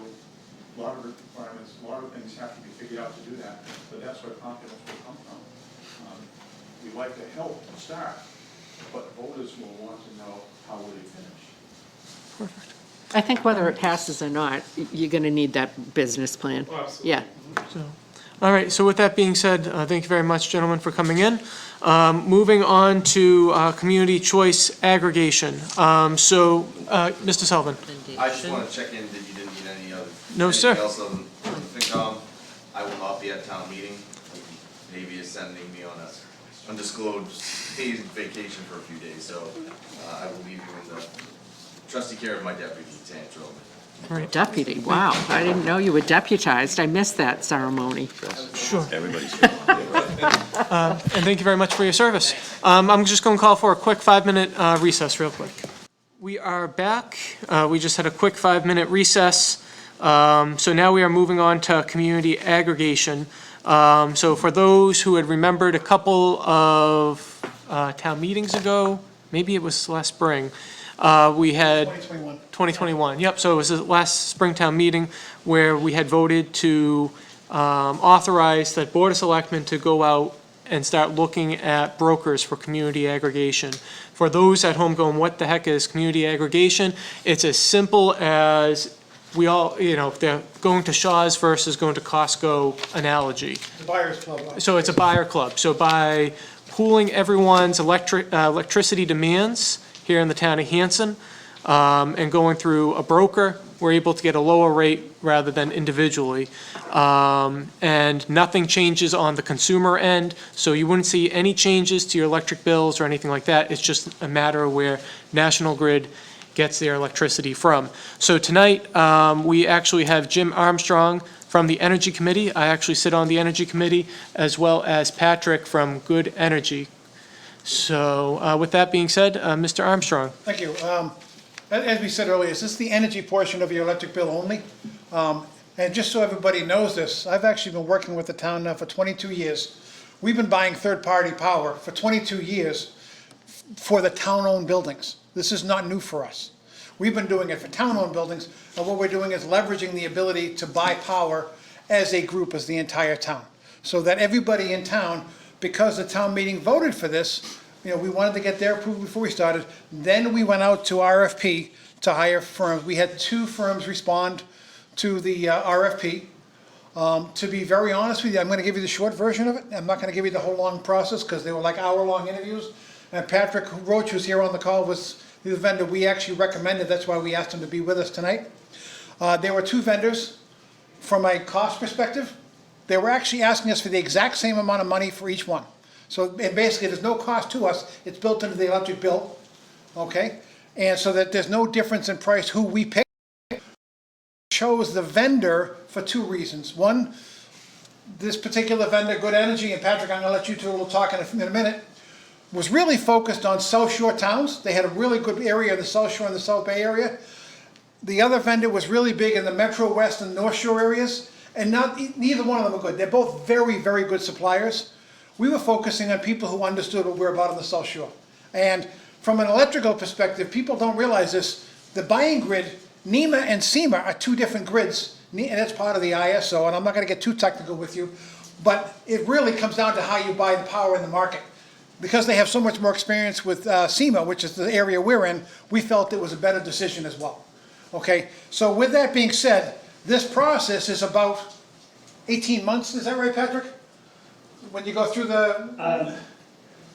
Yeah, I think we were hoping 18 months, yes. We have to- Some part of it's out of your control with the Department of Public Utilities. Because we've chosen Good Energy, they will be acting on our behalf to get us as third-party buyer. Everyone in town will then be getting power from them. Everyone has the choice of opting out. This is not, we're not mandating anything on anybody. It's your choice if you want to be part of this buyers club or not. I know that in Rockland, everybody is saving on average about 5% extra on their electric bill because they're part of the team with Good Energy. Situate's around the same area as well. Those are 2 local towns that are part of this consortium already. So all we're doing is trying to get everybody a better rate. The other thing we are looking at doing is giving the offer to buy more green power, and it's your choice to do this. I will tell you point blank, I made a mistake. I've been buying third-party power in my house. This is what I do for a living, for about 5 years. And I wasn't looking at it for a while, and I realized my rate went up to almost 18 cents a kilowatt hour because I wasn't double checking on it. Because I was just doing what I thought. I made a mistake. But because we have someone like Good Energy watching out for all of us together, that can't happen. It doesn't automatically go up because you weren't doing it. That's what they're gonna be doing, is representing us as an entire town. And that's really what it's all about. So with that whole process, I just wanted to, this was the recommendation from the Energy Committee to go with Good Energy. And Patrick, do you mind giving them a few words about what your company's about? Yeah, sure, happy to do that. And maybe I can just, I'll share my screen quickly. I've just got a couple little slides that may be useful for that. So maybe, Mr. Chairman, I just want to recommend, this was the recommendation of the Energy Committee, but we do need you guys to confirm it. Excellent. Yeah, so for Good Energy, and a little background on us, we've been managing aggregation programs nationwide for over 10 years. We have a dedicated New England team, and most of our cities and towns we work with are in Massachusetts. So we have 54 municipal clients right now, and 45 of those are active programs that have been up and running. Our earliest ones started operating in January of 2016. So, and we have a number of other ones that are in that stage of developing their plans or waiting for the regulatory approval. And so this is a little map here, and you can see there are blue and there are green communities. The green communities are ones who, so I would say you can offer multiple different electricity supplies. It's not just one option you can offer multiple, but one of those is your default option. And so the ones in green, they have chosen to add some extra renewable energy into their default option. And then for the ones in blue, they have extra renewable energy, but only as like an optional product for people to proactively enroll into. So Rockland, who's right nearby, they are including 10% extra renewable energy above the state standards in their default, and so most people in town are enrolled in the default. And then, as Jim was mentioning, nearby we've got Marshfield, Situate, Cohasset. They're waiting for DPU approval, and we're really actually hoping to get that this fall. We're sort of expecting it around that time frame. And they're all looking to do probably an extra 10% renewable energy. And that big group of blue on the, little bit of green on the south there, that's a 25 community buying group we have. And so that's one of the options that would be available to Hanson is we take a lot of our communities out to bid on their own. Communities, you're big enough, and with strategic timing, we can get good rates. But also there are the opportunities to kind of get even bigger economies of scale and potentially align with some of these buying groups. So that's sort of just an option that will be out there. That's a little bit of our history, and I can share these slides after if it would be helpful.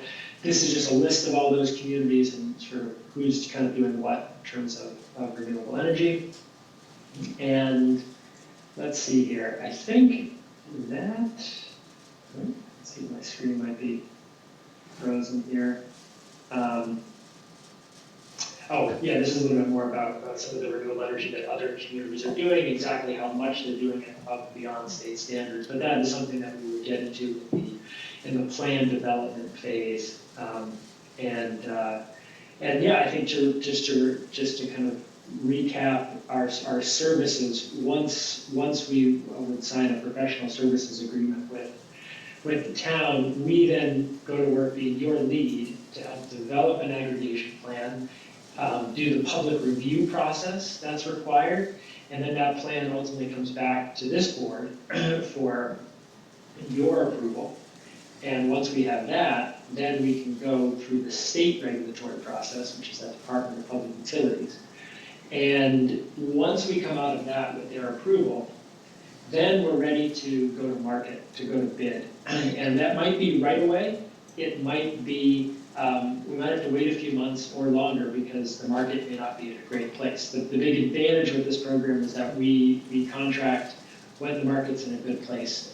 We're not handcuffed at all. That's really part of our big advantage. So when the market's right, we'll go to bid, and if the bids come back and that it sort of meets all the criteria, we've set in terms of cost and renewable energy, then the town would sign a supply agreement.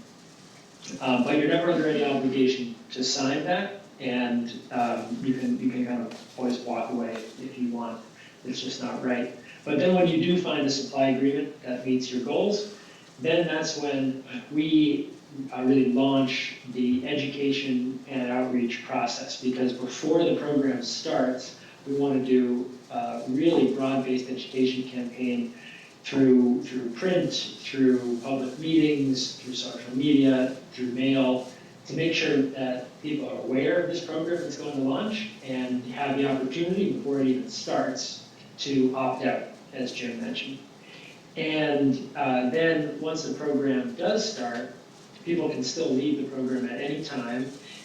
There's never any penalty. And we are doing all the quality assurance to make sure that supplier is honoring their terms and conditions. We are providing you data about how the program is performing, and essentially just helping you do all the management, including the customer support. So our idea is that we're an extension of you. You get to run this program without any addition to the municipal budget, because our fee is recovered in the supply rate, and there's no impact really on your staff time. So we're bringing you the information you need to make the critical decisions, and then based on those decisions, we're going off and implementing it.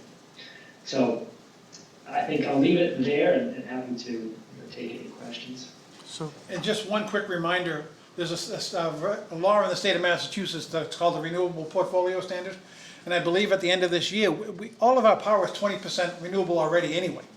People don't even know that that number's there, because your electric bill, when you buy it from National Grid, they go out to bid every quarter, and that's the way that their market is done. They have to follow that process. This allows us to follow the market, which is best for us, not what's best for National Grid or what they have to do quarterly. So this allows us to have a little more flexibility, which is why most of the towns you're seeing are actually getting better rates than they are from the home. But we're doing it together. That's the best part, is we're not looking at doing this individually, going out to bid and someone double checking their own bill and doing that stuff. I mean, this is what I do for a living. I like to tell the story about how embarrassed I was, because this is my job. So I wanted to make sure that you knew that this is not new. This is something that a lot of people are already doing.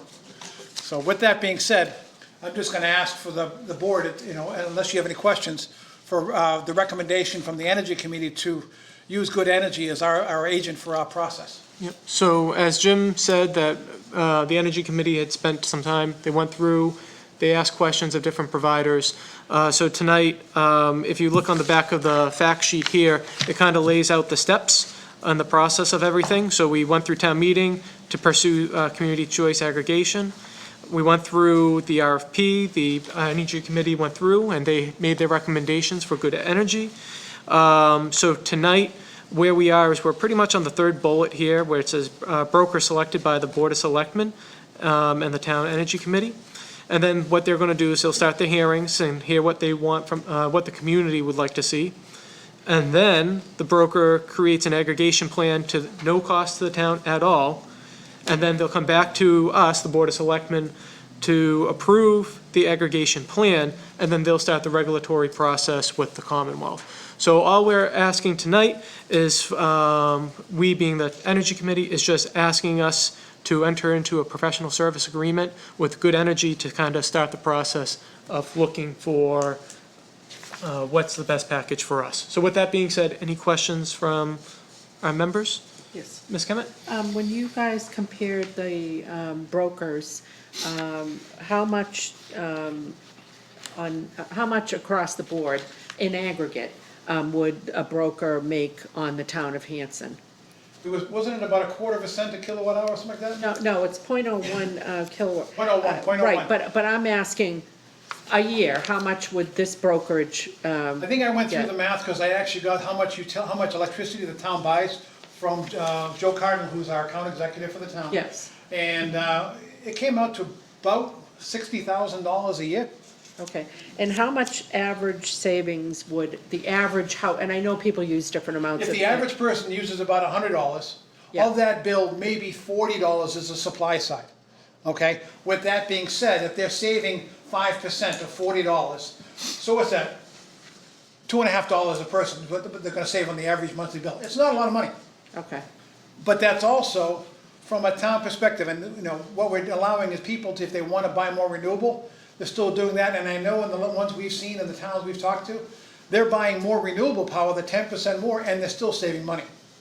So we're actually making a difference, and we're not costing ourselves any money in the process. and, one thing that I know early on, when people had been sort of objecting a little bit to some of this, people were saying, you know, well, you have to opt out affirmatively. But I noticed in this update, which I thought was interesting, it said any resident that already has a contract with other suppliers are bound by those contracts. So in other words, what I had been hearing when this initially came up was, well, what if elderly people or somebody has a contract? Are they automatically, is that contract, you know, negated by virtue of the Board of Selectmen taking this vote, and then it's sort of like a big brother thing, and we're just imposing like this contract? But what I'm seeing here, which is giving me great hope, is that that is not the case, and Right. that you would still be in your contract unless you decide you're gonna cancel that contract and opt in. Absolutely. Everybody else would have to opt out, though, if you don't have a contract. You will be in unless you opt out, that's correct, unless you already have a contract, or unless you choose to opt out. Okay, but this is really just to start, this is, you've selected the broker, and then we're gonna start getting the hearings and the plan and all that other stuff. And there's several other checkpoints at Oh, which we God. might say, we don't feel comfortable, we wanna pump the brakes, we wanna go in a different direction, whatever, fill in the blanks. And that's what Patrick was explaining to you, we have the right to get out of this at any point in time along the way. Okay, But at the same time, it's one of those, I mean, granted, I'm in the business, I look at it from our perspective, this is our chance to save a little bit of money, to make a difference in what we buy and make a statement as a town, we're trying to be a little more green. But again, that's still part of our process, we have to decide. Right now, all we're doing is picking the broker. And that's where really the key was, there were the two main brokers that we had responses from, and that's why we chose Good Energy, for a lot of reasons I told you earlier. okay, thank you. They also had probably one of the. Something to what Jim was mentioning there. Thanks, yeah, I think, Jim, I think everything you said was spot on about sort of like the looking at like how much is average person's bill and what might savings be. And I want to just add kind of two things to the discussion. One is that you might have seen in my slides, we noted savings cannot be guaranteed. And the reality is with these programs that if we're comparing it to the utility, we only know the utilities rate 6 months in advance. So, we can't say with perfect precision that for a 2 or 3 year fixed rate contract, we're always going to be lower the entire time, but that is the goal. And the other thing I would say is that price stability is one of the big benefits of the program. So even if, as Jim said, the savings, aren't mammoth, right now the rate is changing every 6 months, and as you know, it in the winter it spikes up, and if Hanson's in National Grid territory, starting in November, the rate's going to go up to over 14 cents per kilowatt hour. It's one of the highest we've seen in many years. And these programs insulate people from those 6 month changes that are really sort of unpredictable. Right now, they're actually, the region of the world is going through a huge run up in natural gas prices. And the programs that we're operating are have a fixed rate that's not changing for 2, even 3 years. So that is a big that budget certainty and stability is a big benefit. Perfect. Any other questions? So moved. All right, motion moved. Second. Second, all in favor? 3-0. Thank you. Thank you very much, Jim. Thank you very much, Patrick. Appreciate it. Thank you very much. Thanks, Patrick. Thank you again. So, with that being said, it is mixed emotions that we announced the retirement of the town hall custodian. Brian is retiring after 22 years of service here, and he'll be retiring October 15th, 2021. Thank you very much to Brian for all the many years of his service to the town. He writes that he's enjoyed his position as town custodian, but he's also enjoyed all the people and friends that he's met along the way. Ms. Green, anything to add to that? No, just sorry to see him go, but he said it's a decision that he's been thinking out for a long time, and it's time. So, excellent. Well, a retirement well deserved.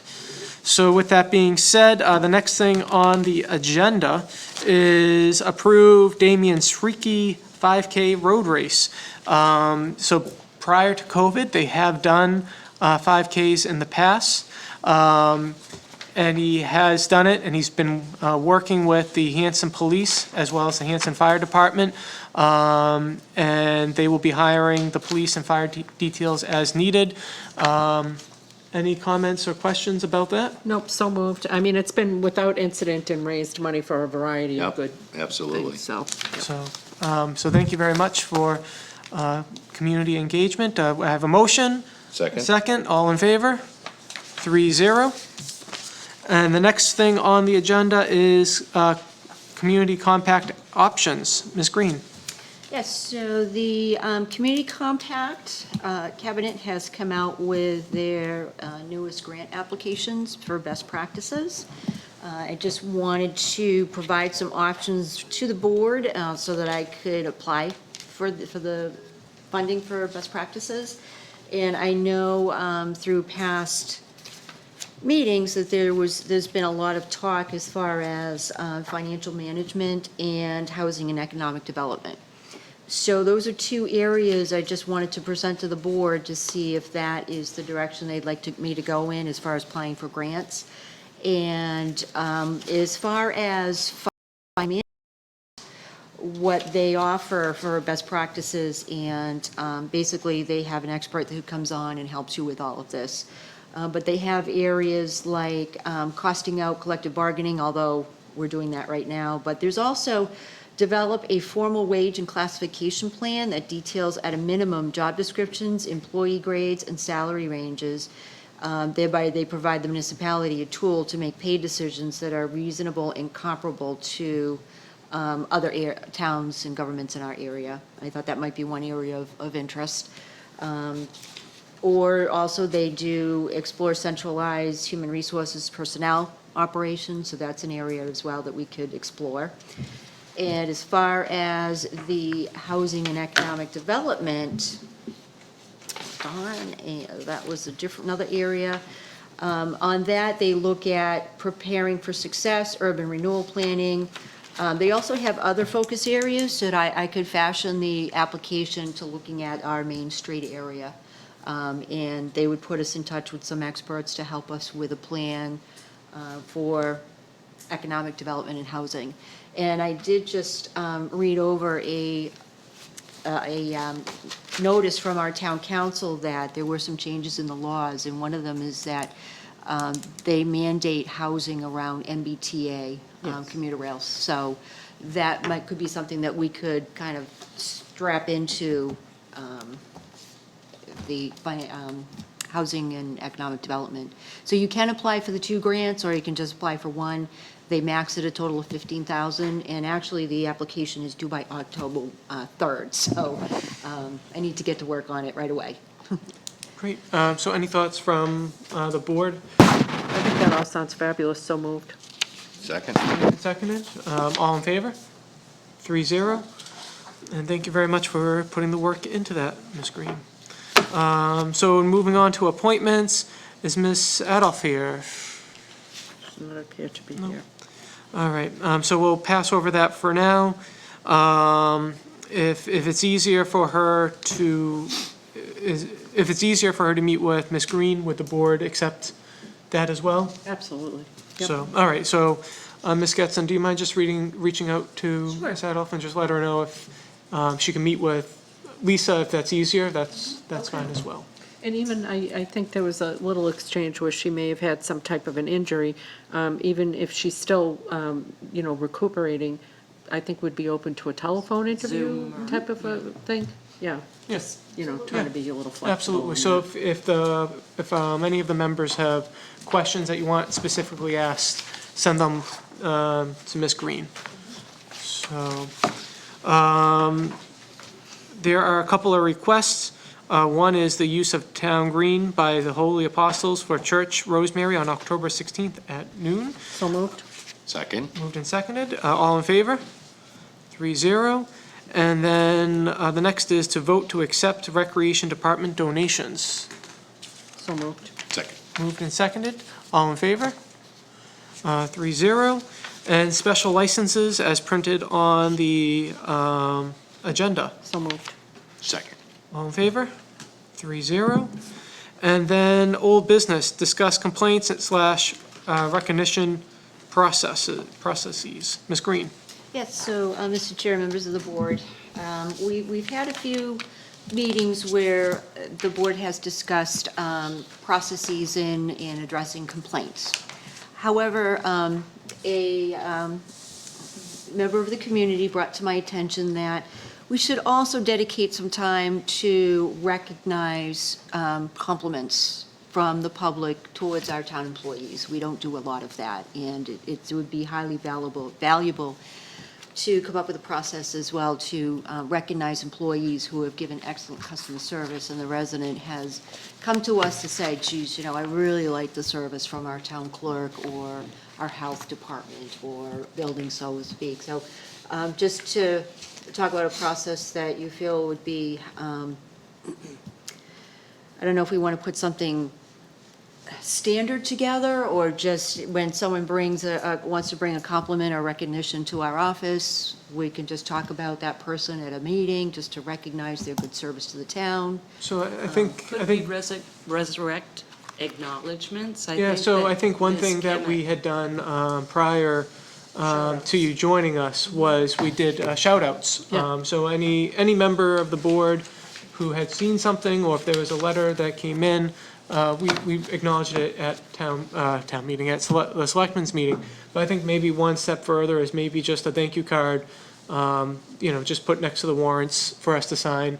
Okay, And just absolutely, that's something great. I mean, written is even- nice too. Even, I don't mean to get a little, I guess corporate, but, it might be nice to have, if you could find a little section of a wall upstairs and do a little bulletin board and put some of these notes up, because, a lot of times we do focus on the negative feedback, and being responsive to that, but we've got a lot of really great people that work for the town.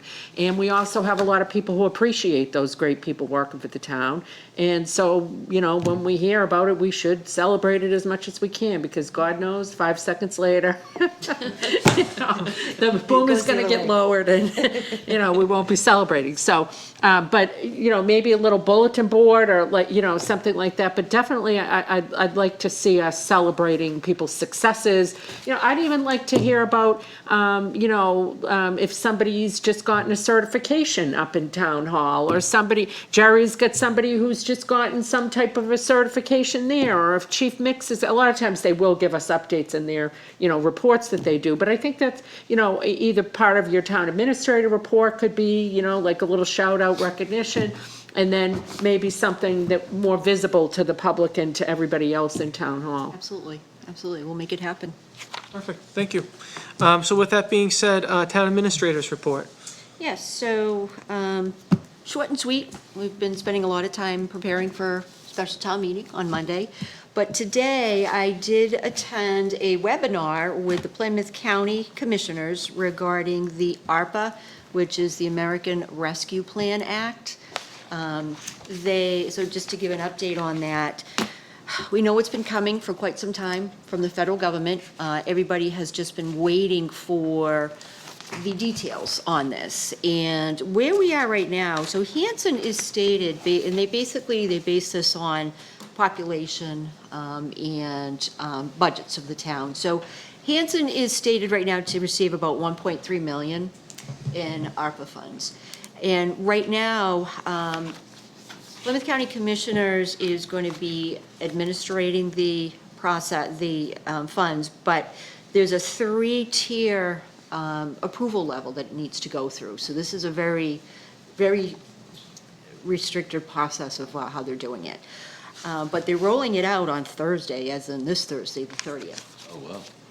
During our next meeting, I will be asking the board for a couple of votes. Can't do it right now because too late to get on the agenda, but that will be the process, the starting process for us getting on board with this.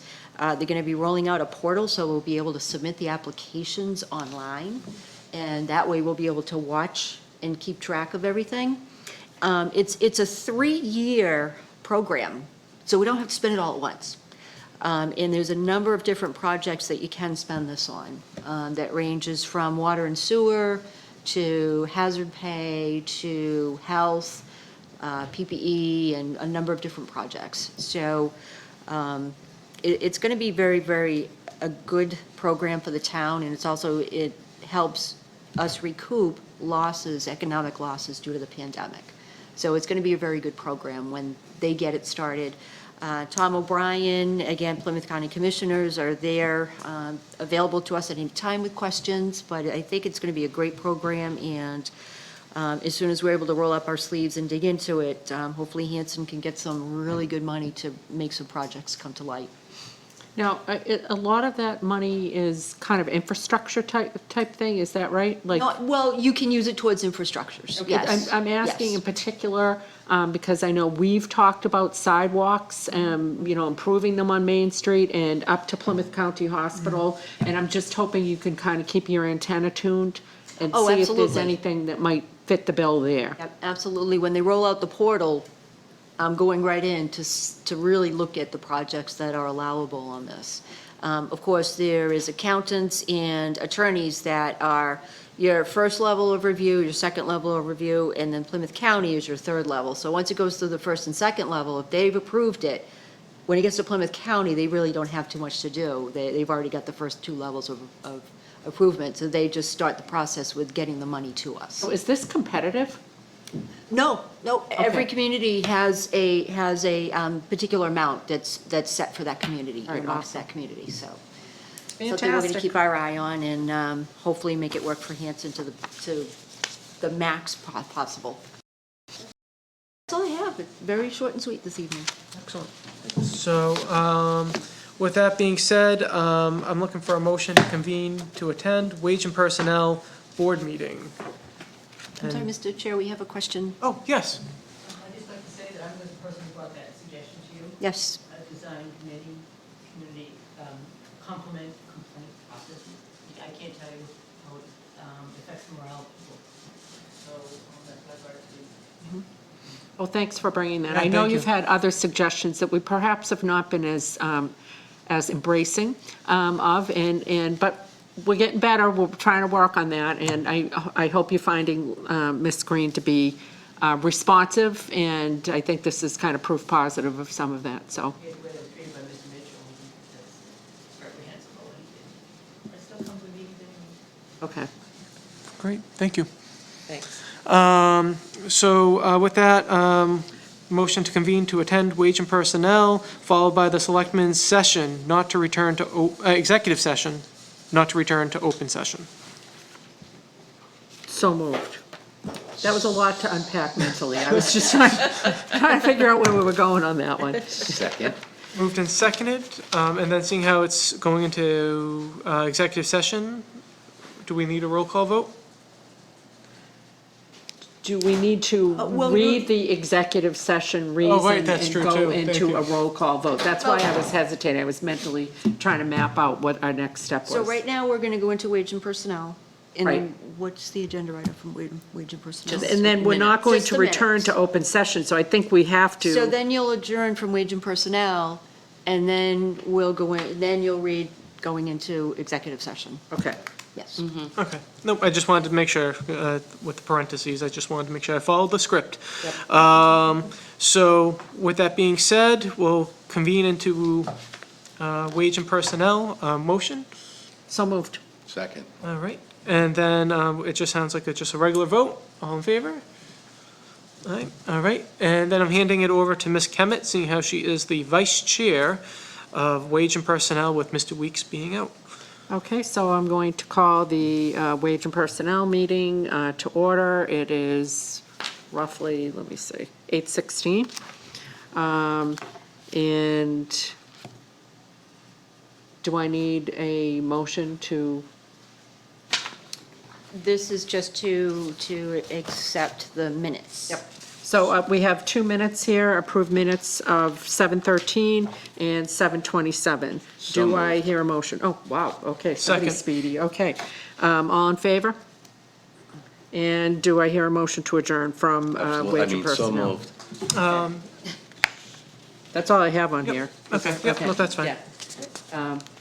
I have a motion to adjourn? Second. Okay, all in favor? All right. so Fabulous. adjournment. All right, and then, welcome back to the Selectmen's meeting.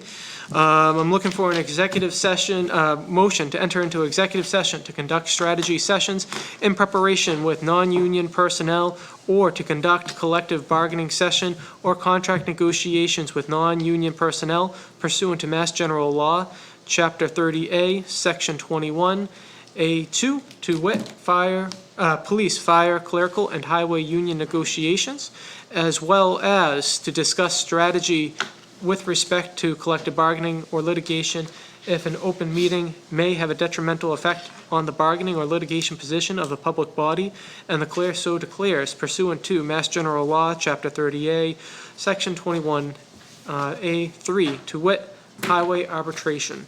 So moved. And roll call vote, Ms. Kemet? Aye. Matt, aye. And Jim, aye.